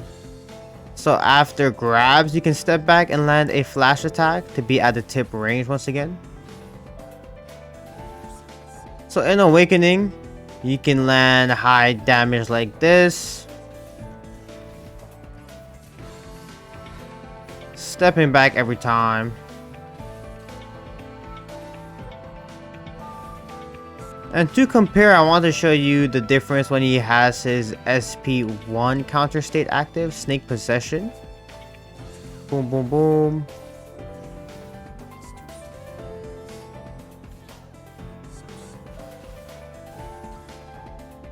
It brings him to the red health bar. And you can also add his signature with a follow-up as well if you don't want to spend any SPs, which is still pretty good damage. You can add his signature at the end, and then yellow reverse it as well. Be at tip range still. We can go into SP2. One thing that's unique to him that he's good at is after blue reverse, you can combo into SP2, and they can't do nothing about that. So they have to fully bait out your blue reverse, and this makes it a really good way to steal kills at endgame scenarios when their HP is really low. So for mix-ups, he can't really tick through or anything. He has good dash back pressure because flash is always within reach, and SP1 is good to like steal turns and call out, but his big thing is from his Shinso cancels, so pressing stance and steps. So Shinso itself you can use after his 2 quicks as like a frame trap, after 1 quick as like a frame trap as well, where you can like yellow reverse it. That's fine, even after his flash attack as well. But basically he's able to step cancel this. He has a lot of variety, but the first step is just grabbing after. He's really good at grabbing. You can also hold the Shinso cancel if they try to mash, because mash is a way to call this out. Or you can Shinso cancel backdash and be in range to pressure. So you can get your strike back combos, which deal a lot more damage. His dash attack is really cool too, because it's like a built-in dodge. So dash attack, Shinso cancels. You just need to master altering your steps. It's really good to pair Shinso cancels with his sidestep dash attack. So just sidestepping and pressing square. So going circle, step, and then square, but holding right the whole time. So dash, Shinso cancel, grab, or dash attack, continue your pressure, or dash attack, Shinso cancel, grab is really good. And then you can Shinso cancel again mid grab. You can Shinso cancel multiple times. And then when they start to take your grabs, that's when you step back, you get full punish for it. You can Shinso cancel backstep, step back in. This is what you want to mix in for his combos as reset, because it actually beats the mashes, so it makes it a lot stronger. It's best to use his Shinso after his flash attack, because with quick attacks, it's not as tight. And yeah, because you start grabbing them so much, they expect the grab, and that's when you backstep away, get a full punish, Shinso cancel, side steps. And when they start to tech the grabs, that's where you can mix in stepping back and then wave punishing it. I'm not the greatest at this. You have to be super fast to keep it very tight, so you can be a lot faster than what I'm doing here.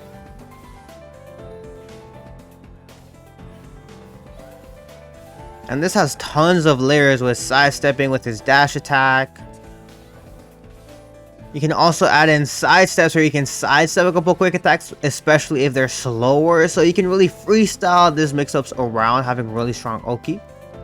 At higher levels, people step back and you can still pursue this with your dash attack because his reach is crazy.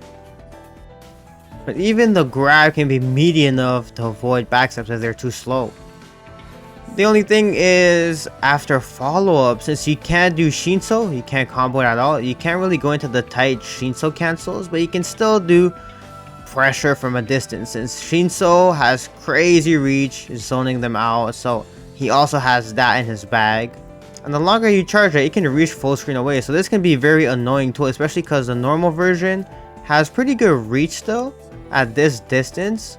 And it's very fast, so he can accomplish a lot, but he's a high skill type character, so you have to be really good with your inputs, really good with your reactions and reads to know what option to go into. So Aizen has a lot of different stages. When he activates SP1, he kind of gains armor from it for a limited amount of time, but he can still be grabbed out of it, and when he gets grabbed out of it, he enters guard break state, which means he handles more damage and he can block. This is basically the combo that you want to go for. He doesn't really have much besides this in base form, where it can be held to get a bigger version of it, and you can combo it, I suppose. His health tilt flash also changes as well, where he gets this really spammable annoying zoning tool that's hard to flash step, because if you get the timing wrong on it, it still tracks, which is crazy. And his quick attack jab into SP2 is like an unguardable setup. You can only flash step from it and it deals huge damage once he starts to awaken. Now when I'm not moving and everything, you can see the gauge fills up much faster, and a cool gimmick that he has is that when he has all 5 of these purple stocks and 2 bars of reverse meter, what he can get into is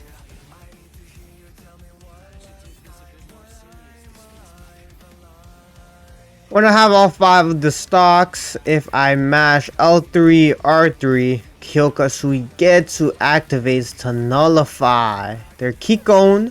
Huh.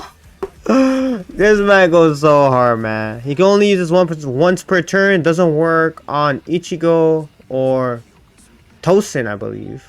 And it just resets back to neutral. After some time passes, he transitions into his second phase, and this changes some of his moves around. So his tilt flash is a lot stronger now. It's a really good poke in neutral because it has amazing tracking to it. So you'll see this being used a lot after like his Oki situation with walk up into it. The only thing about using his tilt flash and Oki is you need to watch out for side steps, especially if you do it too much. He still has the armor move where he has armor, and then no matter what they do, I can just walk through it and then get my own combo going. Boss Tings, his kicks, his tilt flash, you can combo into flash, which is a good combo starter. And for pressure, he has tick throws. Although he has slow movements, his backdash is alright. And what's good is that his tilt flash can reach from these distances. So you're pressuring up, you backstab, you can tilt flash to get right back in there. Tilt flash itself, safe on block. The only thing is, like, I don't think he really ever gets access to SP2 in this form. Once he awakens, he turns back into his first state. He loses access to his kick tilt flash thing, and he gets back these purple icons. But his most damage is comboing his charge tilt flash, fully charge it, and then you flash step it, and then you continue the combo. And Aizen does less damage when you add his quick attack strings in. The only time this can TOD is if you land this in like neutral, and then you can go into the rest of his strings.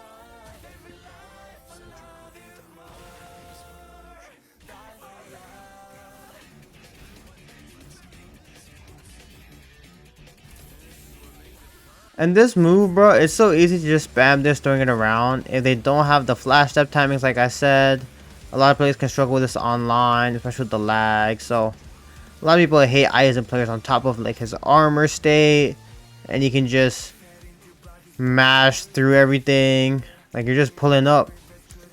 How do you deal with an Aizen just pulling up, grabbing and stuff? So that can be really annoying to deal with. This character is just, he can be very annoying and toxic. On top of having a reawaken phase. If he dies with sublimation full, he enters his reawaken. Where SP1 becomes a combo ender. And he gets access to a new signature that's a counter that you can combo with flashes for a full combo.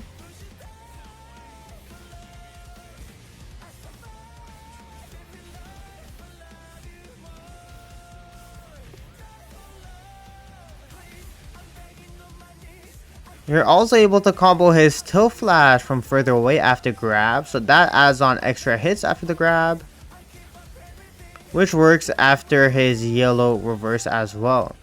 But the thing about Aizen is whenever you add the quick attacks, it scales his combos heavily. You used to be able to combo after his follow-up as well, which I thought was pretty cool, but they removed that. His pressure pretty much stays the same, except he can use his pushback to his advantage, I suppose. Staggering his quick attack, or going to flash if they're too far away. He has his tick throws when he's close up, even on hits, just not on his second quick, only the first one. And also on his flash, funny enough, if you land that. His tilt flash is kind of plus on block, not really. You just trade here, but you can't tick throw. You know, he has his counter to steal turns, which is really good. And he has access to SP2 again, which is really good after his jab. SP2, secure huge damage. Be careful of doing it after 2 quicks and after flash attack. But 3 quicks can outspace you to where they whiff when they try to punish. This was a huge project. Leave a like if you enjoyed, and I'm excited to see how Bleach develops. See y'all next time, man. Peace.